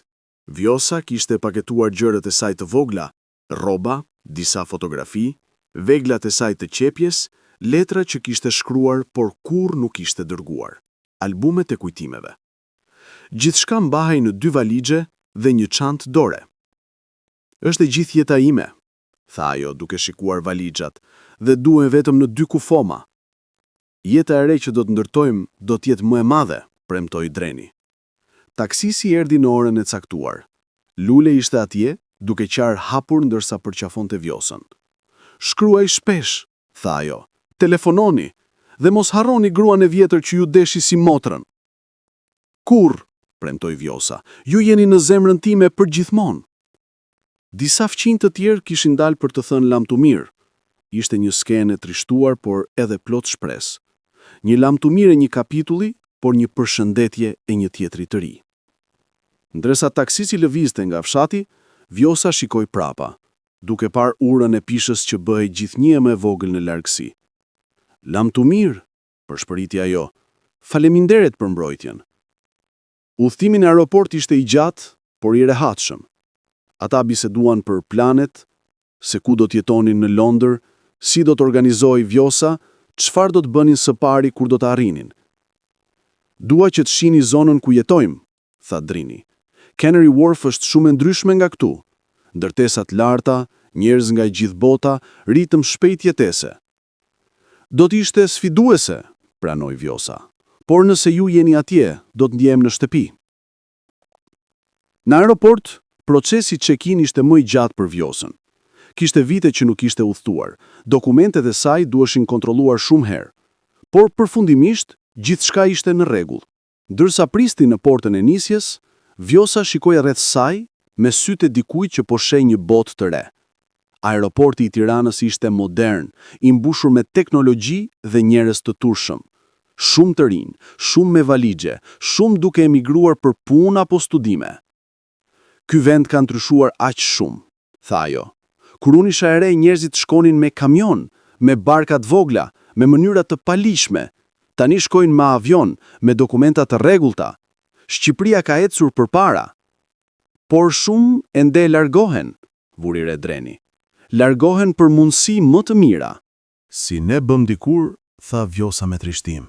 Cikli i historisë vazhdon, por shpresoj që një ditë vendi të jetë aq i mirë sa që njerëzit të duan të qëndrojnë. Thirrja për boarding u da. Ata ulën në avion, Vjosa në një ulse dritare, Drini në mes, Dreni në ulsen e Seanit. Ndërsa avioni filloi të lëvizë në pistë, Vjosa kapi dorën e Drinit. Kam frikë, pranoi ajo. Jo nga fluturimi, por nga e panjohura. Çfarë nëse nuk përshtaten? Çfarë nëse jam barr për ju? Nuk do t'jesh kur barr, tha Drini me vendosmëri. Dhe sa për përshtatjen, do ta bëjmë bashk, hap pas hapi. Avioni u ngrit nga pista dhe Shqipëria u bë gjithnjë më e vogël poshtë tyne. Vjosa shikoi nga dritarja duke parë malet, fshatrat, qytetet që thelonin shpejt. Lam tu mirë, tha ajo përsëri, kësaj here më me zë. Faleminderit për gjithçka, do të kthehem për të vizituar, por tani po shkuam te familja ime. Fluturimi zgjati disa orë. Vjosa përpiqej të lexonte një revistë që ja kishte dhënë Dreni, por nuk mund të koncentrohej. Mendja e saj ishte plot me pyetje, frikra, shpresa. Në një moment, Dreni i tha: "Nën, ka diçka që duhet të dish për Londrën. Është e zhurmshme, e mbushur. Ndonjëherë mund të jetë mbytëse, por ka edhe bukuri, muze, parqe, njerëz nga gjithë bota, dhe ka komunitetin ton shqiptar. Nuk do t'jesh e vetme." "Nuk kam qenë kurrë e vërtet e vetme që kur ju lindët," tha Vjosa. "Edhe kur isha fizikisht vetëm, ju ishit gjithmonë në zemrën time." Kur avioni filloi të zbriste në Heathrow, Vjosa ndjeu një val nervozizmi. Ky ishte vendi që kishte marrë djemt të saj 20 vjet më parë. Ky ishte vendi që kishte qenë armiku e saj, shkaku i ndarjes së saj. Por tani ishte duke u bërë shtëpia e saj e re. "Gati?" pyeti Drini ndërsa avioni preku tokën. "Gati," tha Vjosa, edhe pse zemra e saj rrafte aq fort sa mendoi që të gjithë mund ta dëgjonin. Dalja nga aeroporti ishte më e thjeshtë se sa përtitej. Vjosa kishte vizë të vlefshme, dokumentet ishin në rregull. Oficerët e imigracionit e pranuan pa probleme të mëdha. Kur dolën në zonën e mbritjes, Dreni tha: "Mirë se erdhe në Londër, nën." Vjosa shikoi për e rreth. Aeroporti i madh, njerëz nga çdo cep i botës, tabelat në anglisht që ajo mundej vetëm pjesërisht i lexonte. "Është e madhe?" tha ajo. "To," tha Drini duke buzëqeshur, "dhe vetëm po fillojmë." Ata monën trenin e Heathrow Express drejt qytetit. Ndërsa treni shpejtoi përmes peizazhit urban të Londrës, Vjosa shikoi me mrekulli. Ndërtesat e larta, rrugët e mbushura me makina, njerëzit e turruar në stacionet e trenit. "Ka aq shumë njerëz," tha ajo. "Si di dikush se ku po shkon?" "Mësohesh," tha Dreni. "Në fillim duket kaotik, por pas një kohe bëhet rutinë." Kur arritën në stacionin Canary Wharf, Vjosa u habit më shumë. Ndërtesa prej qelçi dhe çeliku që ngriheshin në qiell, trotuar të pastër, njerëz në kostume të biznesit duke ecur me telefona në vesh. "Ju jetoni këtu?" pyeti ajo me mosbesim. "Po," tha Drini. "Apartamenti ynë është 5 minuta ecje nga këtu." Ndërsa ecnin përmes rrugëve moderne të Canary Wharfit, Vjosa u përpoq të përthithte gjithçka. Ishte një botë tjetër, aq e ndryshme nga fshati i qetë ku kishte jetuar, aq e ndryshme nga Shqipëria që njihte. Kur hyn në ndërtesën ku jetonin Drini dhe Dreni, Vjosa shikoi ashensorin me nervozizëm. "Sa lart jetoni?" 24, tha Drini. Sytë e Vjosës u zgjeruan. 24? Por çfarë nëse? "Është e sigurt," e qetësoi Dreni. "Do të shohësh." Ashensori u ngjit me shpejtësi dhe stomaku i Vjosës u ndje sikur kishte mbetur poshtë. Por kur dera u hap dhe ata hynë në korridor, ajo mori frym thellë. Drini hapi derën e apartamentit të tij. "Mirë se erdhe," tha ai. Vjosa hyri dhe u ndal. Apartamenti ishte modern, dyshemet druri, mure të bardha, mupelje minimale por elegante. Dhe dritaret e mëdha që jepnin pamje mahnitse të Londrës. Ajo shkoi te dritarja dhe shikoi jashtë. Qyteti shtrihej përpara saj, Thames River që shkëlqente në diellin e pasdites, ndërtesa të pallashtara sa syti shkonte, jeta e një metropoli gjigant që pulsonte poshtë. "Është jashtëzakonshme," përshpëriti ajo. "Dhe tani është shtëpia jote," tha Dreni. Vjosa u kthye drejt djemve të saj, lotët po fillonin të rrjedhin përsëri. "Ju keni ndërtuar gjithë këtë? Keni arritur gjithë këtë?" "Me punë të vështirë," tha Drini. "Me sakrificë, por edhe me shpresën që një ditë do të mund të sillnim këtu. Do të tregonim se gjërat që kanalizuat për ne nuk shkuan kot." Vjosa i përqafoi të dy. Jam më krenare se sa mund t'ju shpreh me fjalë. Ata i treguan apartamentin, dhomën e saj të ardhshme, deri tani dhoma e mysafirëve, por që do ta rikonsideronin për të, kuzhinën moderne që dukej si diçka nga një film shkencor fantastik për Vjosën, banjën me dush që kishte më shumë funksione se sa ajo mund të numëronte. Është shumë, pranoi Vjosa, por do të mësohet, dhe së paku, ajo buzëqeshi, ju jeni këtu për të më mësuar. Atë mbrëmje, ata porositën ushqime porosi nga një restorant shqiptar në Londër. Kur ushqimi erdhi, byrek, tavkosi, baklava, Vjosa e shijoi me lot në sy. Shija e shtëpisë, tha ajo. Edhe këtu, në fund të botës, mund të gjesh shijen e shtëpisë. Londra është plot me botra të vogla, shpjegoi Drini. Komunitet shqiptar, komunitet grek, komunitet indian, kinez, afrikan. Të gjithë sjellin pjesën e tyre të shtëpisë me ta. Pas darke ata ulën në koltuqet e dhomës së ndenjes, të lodhur nga udhimi, por të lumtur. Si ndihesh? Pyeti Drini. Vjosa mendoi për një moment. E friksuar, tha ajo, sinqert, por edhe plot shpresë. Për 20 vjet kam jetuar me të kaluarën, me hidhërimin. Tani për herë të parë po shikon përpara, po shikon të ardhmen, dhe ajo e ardhme është me ju. Me ne, konfirmoi Drini. Përgjithmonë. Ata qëndruan zgjuar deri vonë duke biseduar për planet për ditët që vinin, ku Vjosa mund të mësonte anglisht, si mund të fillonte të qimte për shri, ndoshta në komunitetin shqiptar. Çfarë vende duhet të vizitonte në Londër? Kur përfundimisht shkuan për të fjetur, Vjosa qëndroi zgjuar në dhomën e saj të re. Dëgjonte tingujt e Londrës, sirenën e largësi, zhurma të ulta nga rruga, tingujt e një qyteti që kurrë nuk flinte vërtet. Ishte aq e ndryshme nga fshati i qetë ku kishte jetuar, por ndërsa dëgjonte fryurat e qeta të Drinit dhe Drenit që flinin në dhomat afër, ajo buzëqeshi. Ky ishte tingulli më i bukur, tingulli i familjes së saj, i sigurt, i afërt, i bashkuar. Për herë të parë në 20 vjet, Vjosa zuri gjumë, duke ditur që djemtë e saj ishin vetëm disa metra larg, që në mëngjes do t'i shihte përsëri, që ardhmja e tyre do të ndërtohej bashk. Ëndra e saj 20-ore më në fund ishte bërë realitet. Zgjimi i parë i Vjosës në Londër erdhi me një konfuzion të lehtë. Për një moment, ajo nuk e dinte ku ishte. Dhoma ishte e huaj, shumë e qetë, shumë e mirëmbajtur, shumë moderne. Pastaj kujtesa u kthye dhe një buzëqeshje u përhap në fytyrën e saj. Londër, me djemtë e saj. Ajo u ngrit dhe shkoi te dritarja. Dielli po ngrihej mbi qytetin, duke ngjyrosur qiellin me nuanca roz dhe portokalli. Poshtë, qyteti tashmë ishte gjallë, makina që lëviznin, njerëz që nxitnin për në kun, jeta një metropoli që kurrë nuk ndalet vërtet. Një trokitje e lehtë në derë. Nën, je zgjuar?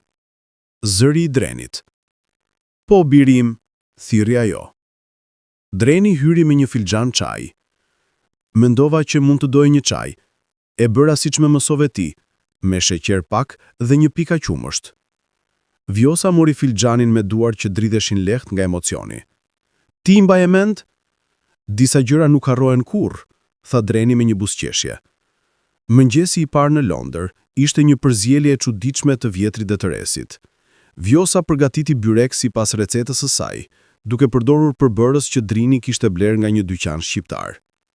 Era mbushi apartamentin, duke sjell një copë të Shqipërisë në zemër të Londrës. Kjo erë, tha Drini, duke marrë frymë thellë. Nuk e kam dier prej, nuk e mbaj mend për sa kohë. Tani do ta keni çdo ditë nëse dëshironi, premtoi Vjosa. Pas mëngjesit, Dreni duhet të shkonte në punë. Ka marrë shumë leje, shpjegoi ai, por nuk mund të mungoj më. Por Drini ka marrë edhe një javë, kështu që do të jetë me ty. Mos u shqetëso për mua, tha Vjosa. Shko në punën tënde, unë do të jem mirë. Por pas largimit të Drenit, Vjosa u ndjej befas e humbur në apartamentin e madh.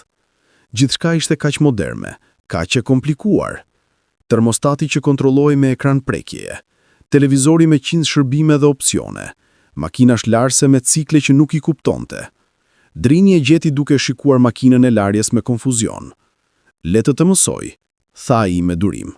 Orët që pasuan ishin si një kurs i shpejt në jetën moderne.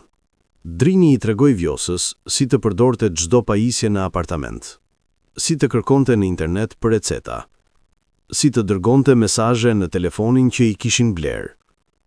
"Është shumë për të mësuar," tha Vjosa, duke u ndjer e mbytur nga informacioni. "Nuk duhet të mësonsh gjithçka në një ditë," e qetësoi Drini. "Hap pas hapi, dhe unë dhe Dreni jemi gjithmonë këtu për të ndihmuar." Pasditen, Drini e çoi Vjosën për një ecje në zonë. Ata ecën përgjatë themsit, duke shijuar pamjen e ujit që shkëlqente në diellin e pasdites. "Ky lum," tha Vjosa, "është aq i ndryshëm nga lumenjtë e Shqipërisë, aq i gjerë, aq i kontrolluar, por ende i bukur në mënyrën e vet," tha Drini. Ata ndaluan te një park i vogël, ku fëmijë luanin dhe njerëz pushonin në bar. Vjosa shikoi një nënë e re me një foshnjë në karrocë. "Çdo herë që shoh një nën me fëmijën e saj," tha ajo butë, "zemra ime thyet pak. Mendoj për gjithë ato vite që humba me ju, gjithë ato momente që nuk mund t'i kem kurrë mbrapsht." Drini e kapi dorën e saj. "Të kaluarën nuk mund ta ndryshojmë, por të ardhmen mund ta ndërtojmë. Dhe do të ketë momente të reja, momente të mrekullueshme që do të krijojmë bashkë." Atë mbrëmje, kur Dreni u kthye nga puna, ata gatuan bashkë. Vjosa duke mësuar të përdorte gushinën moderne, ndërsa djemtë e saj ndihmuan. Ishte kaotik dhe plot të qeshura. Vjosa dogji pak qepen. Dreni derdhi një tenxhere me salcë. Drini rrëzoi një shishe dhere. Por në fund, darka ishte e shishme dhe më e rëndësishmja ishte bërë bashkë. "Për momentet e reja," tha Drini, duke ngritur gotën e tij. "Për familjen," shtoi Dreni. "Për dashurinë që na ka sjell këtu," përfundoi Vjosa. Ditët që pasuan morën një rutinë. Dreni shkonte në punë çdo mëngjes. Drini kalonte ditët me Vjosën, duke ndihmuar të njihet me lagjen, duke quar në dyqane, duke mësuar të lëviz në metron. Udhëtimi i parë i Vjosës me metro ishte një aventurë e vërtet. Shkallët lëvizse e friksuan. Turma e njerëzve në platformë e bëri të ndjej e mbytur. Shpejtësia me cilën treni arriti e habiti. "Jemi mirë?" pyeti Drini, duke mbajtur fort për kram. "Po," tha Vjosa, "edhe pse fytyra e saj ishte pak e zbekt. Vetëm është shumë." Por me çdo ditë që kalonte, Vjosa u bë më e sigurt. Mësoi rrugët kryesore të lagjes, mësoi të blinte gjëra vetëm nga dyqani lokal. Mësoi disa fjalë bazë në anglisht: hello, thank you, please. Një ditë, rreth një javë pas mbërritjes së saj, Drini dhe Dreni e quan në komunitetin shqiptar në Londër. Ishte një zonë në North London ku shumë shqiptar jetonin dhe punonin. Kur Vjosa dëgjoi gjuhën e saj amtare duke u folur lirshëm në rrugë, fytyra e saj u ndriçua. "Është sikur të jem në shtëpi," tha ajo. Ata hynë në një kafene shqiptare. Pronari, një burr në të 50-tat me një mustaqe të madhe dhe buzëqeshje të ngrohtë, i përshëndeti. "Mirë se erdhën. Ulu. Çfarë dëshironi?" Ndërsa hënin byrek dhe pinin kafe turke, pronari, i cili u prezantua si agim, filloi të bisedonte me ta. "Sa kohë jeni në Londër?" pyeti ai Vjosën. "Vetëm një javë," tha Vjosa. "Kam ardhur për t'jetuar me djemtë e mi." "Sa e bukur," tha agim. "Familja është gjithçka. Dhe çfarë bëje në Shqipëri?" "Isha rrobaqepse," tha Vjosa. Sytë e agimit u ndriçuan. "Rrobaqepse? Më duhet dikush. Gruaja ime që bënte riparime për komunitetin u kthye në Shqipëri muajin e kaluar. Ka aq shumë njerëz që ka nevojë, fustan për dasma, kostume për fëmijë, riparime të fjeshta." Vjosa e shikoi me dyshim. "Por unë sapo kam ardhur. Anglishtja ime është e dobët." "Nuk ka nevojë për anglisht përsosur për qepur. Duhet vetëm duar të aftësish. Dhe komuniteti shqiptar do të flasë shqip me ty. Mendoje." Në rrugën për në shtëpi, Vjosa ishte e heshtur, e thelluar në mendime. "Çfarë mendon?" pyeti Dreni. "Mendoj që ndoshta kjo është shenjë, që ndoshta kam një qëllim këtu, jo vetëm të jetoj me ju, por edhe të kontriboj." "Nëse dëshiron ta bësh, ne të mbështesim, por nuk ka presion. Mund të pushosh, të gëzosh jetën, Duart e mia duhet të punojnë. Kanë punuar gjithë jetën. Nëse ndaloj, mendoj se do të humb veten. Javën vijuese, Vjosa filloi të punonte pak orë në kafenë e agimit, duke bërë riparime dhe qepje për njerëzit e komunitetit. Ishte vetëm disa orë në ditë, por jepte qëllim, jepte lidhje me njerëz të tjerë shqiptar, jepte ndjenjën që ishte e dobishme. Dhe çdo mbrëmje, kthej në apartamentin ku djemtë e saj prisnin, dhe ata ndanin darkë bashk, duke treguar për ditët e tyre, duke qeshur, duke planifikuar për të ardhmen. Një mbrëmje, rreth një muaj pas mbërritjes së Vjosës në Londër, Dreni solli Sofi, vajzën e tij, për darkë. Vjosa ishte nervoz. Çfarë nëse nuk më pëlqen? Çfarë nëse unë nuk i pëlqej asaj? Ajo do të doj, e siguroi Dreni. Si mund të mos të doj? Kur Sofi erdhi, një vajzë e bukur me flokë të kuq dhe buzëqeshje të ngrohtë, ajo menjëherë përqafoi Vjosën. Zonja Marku, jam aq e lumtur të ju takoj përfundimisht, tha ajo. Dreni ka folur për ju çdo ditë që nga kthimi nga Shqipëria. Vjosa buzëqeshi, duke u relaksuar menjëherë. Thirrë Vjosa, të lutem, dhe unë jam e lumtur të takoj vajzën që e bën djalin tim të lumtur. Darka ishte e mrekullueshme. Sofi ndihmoi Vjosën në kuzhinë, duke mësuar receta shqiptare dhe duke ndarë histori për familjen e saj. Ajo ishte e natyrshme, e ngrohtë, dhe ishte e qartë se ajo e donte Drenin thellësisht. Ajo është e mira, i tha Vjosa Drenit më vonë, kur Sofi kishte shkuar në banjo. Ruaje biri im. E di nën, tha Dreni me një buzëqeshje. Besoj se ajo mund të jetë ajo. Atëherë mos prit shumë, këshilloi Vjosa. Jeta është shumë e shkurtër për të humbur kohë, beso më e di. Pas atij mbrëmjeje, Sofi u bë një vizitore e rregullt në apartamentin e tyre, dhe ngadalë, ajo dhe Vjosa ndërtuan një lidhje të veçantë. Sofi humbiste nënën e saj kur ishte e vogël, dhe Vjosa kishte humbur aq shumë vite me djemtë e saj. Në një mënyrë, ato plotësonin zbrazëtirat e njëra tjetrës. Një pasdite, 2 muaj pas mbërritjes së Vjosës në Londër, Dreni erdhi në shtëpi me lajme të mëdha. Kam takuar dikë, tha ai, fytyra e tij e skuqur pak. Vjosa dhe Dreni shkëmbyen vështrime të befasuar por të gëzuar. Trego, kërkoi Dreni. Emri i saj është Elira, tha Dreni. Është shqiptare, nga Kosova. Ka jetuar në Londër për 5 vjet. E takova në një ngjarje pune. Ne kemi dalë disa herë. Dhe mendoj se mund të jetë diçka reale. Vjosa u ngrit dhe e përqafoi. Biri im, jam aq e lumtur për ty. Kur mund ta takojmë? Javën e ardhshme, tha Dreni me shpresë. Nëse ju jeni gati. Jam gjithmonë gati për të njohur njerëzit që i bëjnë djemtë e mi të lumtur, tha Vjosa. Kur Elira erdhi për darkë javën vijuese, Vjosa e pëlqeu menjëherë. Ajo ishte inteligjente, e sjellshme, dhe mënyra se si shikonte Drenin, me dashuri dhe respekt, i tregoi Vjosës gjithçka që duhet të dinte.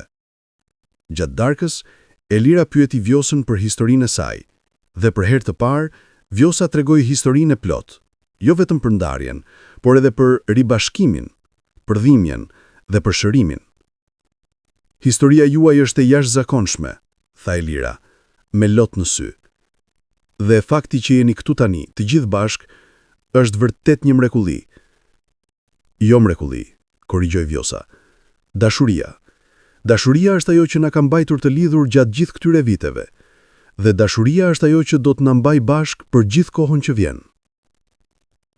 Muajt kaluan. Vjosa u përshtat gjithnjë më shumë me jetën në Londër. Puna e saj si rrobaqepse u zgjerua. Tani kishte klient të rregullt, jo vetëm shqiptar, por edhe njerëz nga komunitete të tjera që kishin dëgjuar për aftësitë e saj. Një ditë, Agimi i tha: "Vjosa, ke menduar ndonjëherë të hapësh dyqanin tënd? Ke mjaft klient tani. Unë mund të të ndihmoj të gjesh një vend të vogël." Vjosa e konsideroi këtë. Do të ishte ëndër, pranoi ajo. Por me koston e jetesës në Londër, ne mund të të ndihmojmë, tha Dreni atë mbrëmje, kur ajo i tregoi për propozimin. Kemi kursyer para, dhe një investim në biznesin tënd është një investim në familjen tonë. Nuk dua të marr paratë tuaja, protestoi Vjosa. Nuk janë paratë tona, tha Dreni. Janë paratë e familjes, dhe familjet mbështesin njëra tjetrën. Pas disa javësh kërkimi, ata gjetën një hapësirë të vogël të përshtatshme në zonën ku komuniteti shqiptar ishte i fortë. Ishte një dyqan i vogël por i mjaftueshëm. Me ndihmën e Drinit dhe Drenit, ata e rinovuan, bojatuan muret, instaluan rafta, blen një makinë qepjeje moderne. Dita e hapjes së qepësja e Vjosës ishte një ngjarje e veçantë. Agimi erdhi me shumë antar të komunitetit. Lule fluturoi nga Shqipëria për ta festuar. Sofi dhe Elira ndihmuan të organizonin gjithçka. Ndërsa Vjosa priste shiritin, një shirit simbolik që Drini kishte bërë, ajo shikoi rreth saj dhe pa një jetë që nuk do ta kishte ndëruar kurrë. 2 djemtë e saj, të fortë dhe të suksesshëm, duke qëndruar pranë saj me krenari. Vajzat që i donin ata, që po goheshin pjesë e familjes, miq të rinj nga komuniteti që e kishin pritur me zemër të hapur, një biznes i vogël, por i saj. Çfarë mendon? Pyeti Drini, duke e parë shprehjen në fytyrën e nënës së tij. Mendoj, tha Vjosa, zëri i saj i mbushur me emocione, që jeta ka një mënyrë për të sjellë drejtësi. Kam humbur 20 vjet me ju, por tani, për çdo ditë që humba, duket sikur po marr 2 ditë bekimi. Ajo preki fytyrat e tyre. Ju më gjetët kur kisha humbur çdo shpresë. Ju më sollët në një jetë të re kur mendoja se vjetra ishte gjithçka që do të kisha kurrë. Ju më thatë jo vetëm dashurinë tuaj, por edhe mundësinë për të filluar përsëri. Ne jemi ata që jemi bekuar, tha Drini. Ti na ke dhënë kuptimin e vërtetë të shtypisë. Atë ditë, në hapjen e dyqanit të saj të vogël në zemër të Londrës, Vjosa kuptoi se udhëtimi i saj, me gjithë dhimbjen, humbjen dhe vuajtjen, kishte çuar në një vend të bukur. Jo një fund, por një fillim të ri. Kaloi një vit i plot që nga momenti kur Drini dhe Dreni kishin trokitur në derën blu në Ure Pishës, një vit transformimi, shërimi dhe fillimesh të reja. Ishte maj përsëri, një vit i plot kishte kaluar në rreth. Vjosa propozoi që të festonin ribashkimin e tyre, duke organizuar një darkë të madhe me të gjithë njerëzit që kishin bërë pjesë të këtij udhëtimi. Apartamenti i Drinit, tani më i madh pasi kishin lëvizur në një vend me 3 dhoma gjumi, u mbush me njerëz. Agimi erdhi me familjen e tij, disa klientë të Vjosës që i kishin bërë miq të ngushtë, Sofi dhe Elira natyrisht, dhe në një surprizë që e bëri Vjosën të qante, Lule kishte fluturuar nga Shqipëria, kësaj here me djalin e saj që jetonte në Greqi dhe që kishte ardhur për ta takuar. Tavolina ishte e mbushur me ushqim, pjatë shqiptare që Vjosa kishte përgatitur me ndihmën e të gjithëve. Erët e byreksit, tavës, petave të ëmbla mbushnin ajrin. Para se të fillojmë të ham, tha Drini duke u ngritur me një gotë në dorë, dua të them disa fjalë. Dhoma u qetësua. Një vit më parë, filloi ai, zëri i tij i mbushur me emocione.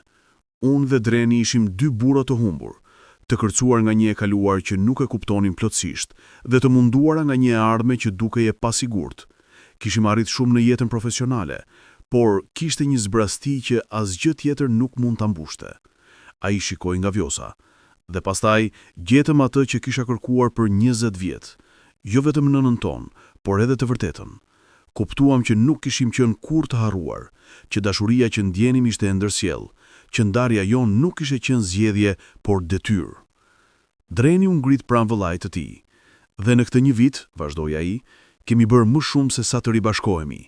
Kemi ndërtuar një familje të vërtet, jo vetëm ne të 3, por të gjithë ju që jeni këtu sonte. Ai shikoi nga Sofi. Ju që na keni mbështetur, që na keni dashuruar, që na keni pritur në jetën tuaj.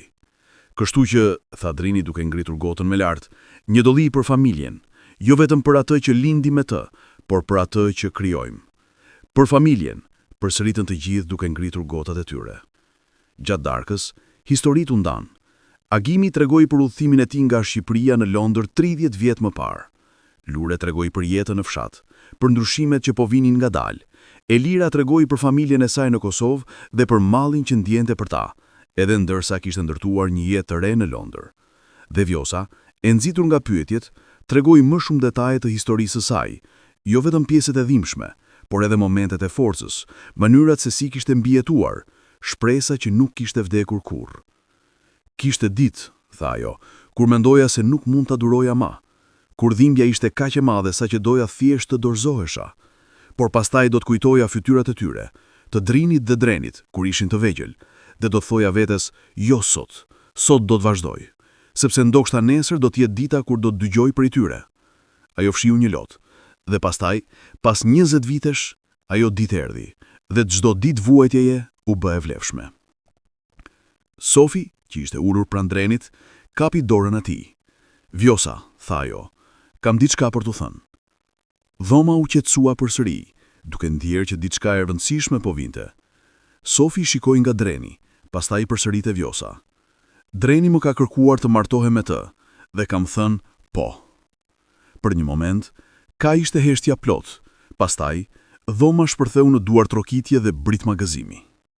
Vjosa u ngrit dhe i përqafoi të dy, duke qarë lirisht. "Oh, fëmijët e mi, jam aq e lumtur për ju." "Kam më shumë," tha Dreni, duke buzëqeshur. "Ne duam që martesa të jetë në Shqipëri, në Berat, që të përfshijë të dyja pjesët e jetës sonë, të kaluarën dhe të tashmen." Vjosa e shikoi me sy të gjerë. "Në Shqipëri?" "Po," tha Sofi, "dua të shoh vendin ku Dreni ka lindur. Dua që martesa jonë të jetë një urë mes dy botëve." Ndërsa festimi vazhdonte, Drini tërhoqi Elirën në një cep të qetë të dhomës. "Duke parë Drenin dhe Sofi," tha ai, "më bën të mendoj për të ardhmen tonë." Elira e shikoi me kureshtje. "Çfarë lloj të ardhme?" Drini mori dorën e saj. "Ajo ku ne jemi bashk, jo vetëm duke dalë, por duke ndërtuar diçka reale." "Elira, e di që është shpejt. Kemi qenë bashk vetëm disa muaj. Por kur e di, dhe unë e di që ti je ajo." Elira buzëqeshi, lotët e saj duke filluar të formoheshin. "Unë e di gjithashtu." Ata u puthën. Një moment i ëmbël në mes të zhurmës së festës, një premtim i një të ardhme që po ndërtohej. Më vonë atë natë, kur mysafirët kishin shkuar dhe ishte vetëm Vjosa, Drini, Dreni dhe Sofi duke pastruar, ata qëndruan në heshtje të kënaqur për një moment. "Një vit," tha Vjosa, duke shikuar rreth dhomës. "Vetëm një vit, dhe gjithçka ka ndryshuar. Për të mirë," tha Drini. "Po, për të mirë," pranoi Vjosa. "Por ka akoma diçka që duhet të bëjmë." "Çfarë?" pyeti Dreni. Vjosa mori frym thellë. "Duhet të gjejmë babain tuaj, Arbenin." Dhoma u bë e qetë. Emri që nuk ishte përmendur shumë, burri dhe babai, që kishte qenë pjesë e fillimit të historisë së tyre, por që pastaj kishte zhdukur. "Kemi provuar," tha Drini ngadalë. "Përpara se të gjenim ty, kemi kërkuar edhe për të, por gjurmët ishin të ftohta. E di, por tani që jemi bashk, që kemi burimet, lidhjet, kohën, mund të provojmë përsëri. A e meriton të di që djemtë e tij janë mirë? Meriton të di që ne jemi gjetur." "Edhe nëse ai," filloi Dreni duke ngurruar. "Edhe nëse ai ka bërë gabime," po, tha Vjosa. "Ai ishte një burr që u përpoq të bënte më të mirën për familjen e tij dhe gjërat shkuan keq. Nuk e justifikoi gjithçka që ndodhi, por e kuptoi dhe mendoi që fëmijët e tij duhet ta njohin babain e tyre, dhe ai duhet t'i njohë ata si burrat që janë bërë." Javët që pasuan, ata filluan një kërkim të ri, këtë herë me më shumë burime dhe më shumë lidhje. Ata kontaktuan organizata në Shqipëri, përdorën rrjete sociale, pyetën në fshatra. Dhe përfundimisht, 3 muaj më vonë, morën një gjurmë. Një burr që përshkrohej si Arben Marku jetonte në një fshat të vogël pranë Shkodrës, në veri të Shqipërisë. Ai punonte si punëtor ndërtimi dhe jetonte vetëm. "Mund të mos jetë ai," paralajmëroi Drini. "Ka shumë Arben Marku në Shqipëri." "Por mund të jetë," tha Vjosa, "dhe duhet të zbulojmë." Ata vendosën të shkonin në Shqipëri, jo vetëm për të kërkuar Arbenin, por edhe për të filluar të planifikojnë martesën e Drenit dhe Sofie. Fluturimi drejt Tiranës, këtë herë me Sofi dhe Elira gjithashtu, ishte shumë i ndryshëm nga fluturimi i parë i Drinit dhe Drenit një vit më parë. Atëherë ata kishin gjën plot me tension dhe frikë. Tani ishin plot me shpresë dhe gëzim. Kur arritën, ata qëndruan në Tiranë për një natë, duke vizituar qytetin që Vjosa nuk e kishte parë për vite. Aq shumë kishte ndryshuar, ndërtesa të reja, rrugë të rindërtuara, një energji e re që dukej se po transformonte vendin. "Shqipëria po ndryshon," tha Vjosa me një përzierje krenarin dhe melankolie. po bëhet diçka e re. Shpresoj që ajo të bëhet një vend ku njerëzit nuk duhet të largohen për të gjetur mundësi. Të nesërmen, ata u nisën drejt Shkodrës. Udhëtimi ishte i gjatë, por pamjet ishin të mrekullueshme. Male, liqene, fshatra të bukura të shtrira në peizazh. Kur arritën në fshatin ku mendonin se jetonte Arbeni, zemrat e tyre filluan të rrahen më të shpejt. Ata pyetën disa njerëz lokal dhe u drejtuan te një shtëpi e vogël në skaj të fshatit. Drini trokiti në derë. Një burr hapi, në të 60-tat e tij, me flokë të thinjur, trupin e përkulur nga vitet e punës së rënd fizike. Por syt, ato syt të kaltër që Drini kishte trashëguar, ishin të njëjtat. Po, tha burri, me zë të vrazgët nga cigaret dhe vitet. Arben Marku, pyeti Drini, zëri i tij pothuajse një përshpëritje. Burri u ngurtësua. Kush po pyet? Dhe pastaj, sytë e tij u fokusuan në fytyrat përpara tij. 2 burra identik, me tipare që dukeshin në farsoj të njohura, me një grua në mes që... Vjosa? Përshpëritja i, zëri i tij duke u thyer. Drini? Dreni? Po Arben, tha Vjosa. Ne jemi. Burri u largua një hap, trupi i tij duke u dridhur. Dora e tij shkoi te muri për mbështetje. Jo, si, ju jeni të rritur, ju jeni... Ne të kemi kërkuar për një kohë të gjatë, tha Dreni. Arbeni mbylli fytyrën me duar duke filluar të qaj, britma të rënda të një burri që kishte mbajtur fajsin dhe hidhërimin për 20 vjet. Më falni, tha ai. Zëri i tij i mpir nga lotët. Ju lutem më falni, unë e prisha gjithçka, e shkatrova familjen ton, ju humba ju... Vjosa hyri përpara dhe me një gjest që ishte si plot falje sa dhe forcë, e përqafoi burrin që dikur kishte dashuruar, burrin që vendimi i tij i keq kishte nisur një zinxhir ngjarjesh që kishte thyer të gjithë. Ne jemi këtu tani, tha ajo. Rrafët janë mbyllur, familja është bashkuar përsëri. Dhe në atë moment, në prag të një shtëpie të vogël në një fshat të largët në veri të Shqipërisë, copëzjat e fundit të një puzzle që kishte qenë e thyer për 20 vjet, filluan përfundimisht të bashkoheshin. Ata hynë brenda dhe për orë të tëra, historitë u ndan, nga të gjitha perspektivat, me të gjithë dhimbjen, por edhe me të gjithë faljen. Arbeni tregoi historinë e tij, si ishte deportuar, si kishte provuar për vite të gjente Vjosën dhe djemt, por kishte dështuar, si kishte rënë në depresion dhe alkoolizëm për vite, si përfundimisht me ndihmën e një programi rehabilitimi kishte gjetur një farë stabiliteti, por kur paqe. Çdo natë, tha ai, duke I shikuar djemt e tij, ëndërroja për ju, pyetesha se si do t'i ishit, nëse do të më urrenit, nëse do të më falnit ndonjëherë. Ne nuk të urrejmë, tha Drini.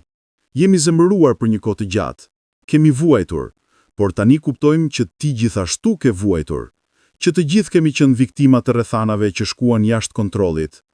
Dreni shtoi. Dhe tani kemi mundësinë të fillojmë përsëri, jo të rikthejmë të shkuarën, ajo është e humbur, por të ndërtojmë diçka të re. Arbeni shikoi nga Vjosa. A mund të më falësh për gjithçka? Vjosa mori dorën e tij.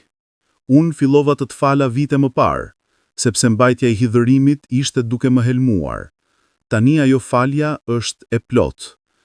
Para se të largoheshin nga fshati, ata I thanë Arbenit për martesën e ardhshme, për festën që do të mbahej në Berat, ku familja, e coptuar për aq gjatë, do të ribashkohet plotësisht. Do të vish? Pyeti Dreni. Arbeni, me lot që ende rjedhin, tundi kokën. Do t'ishte mberi më I madh I jetës sime.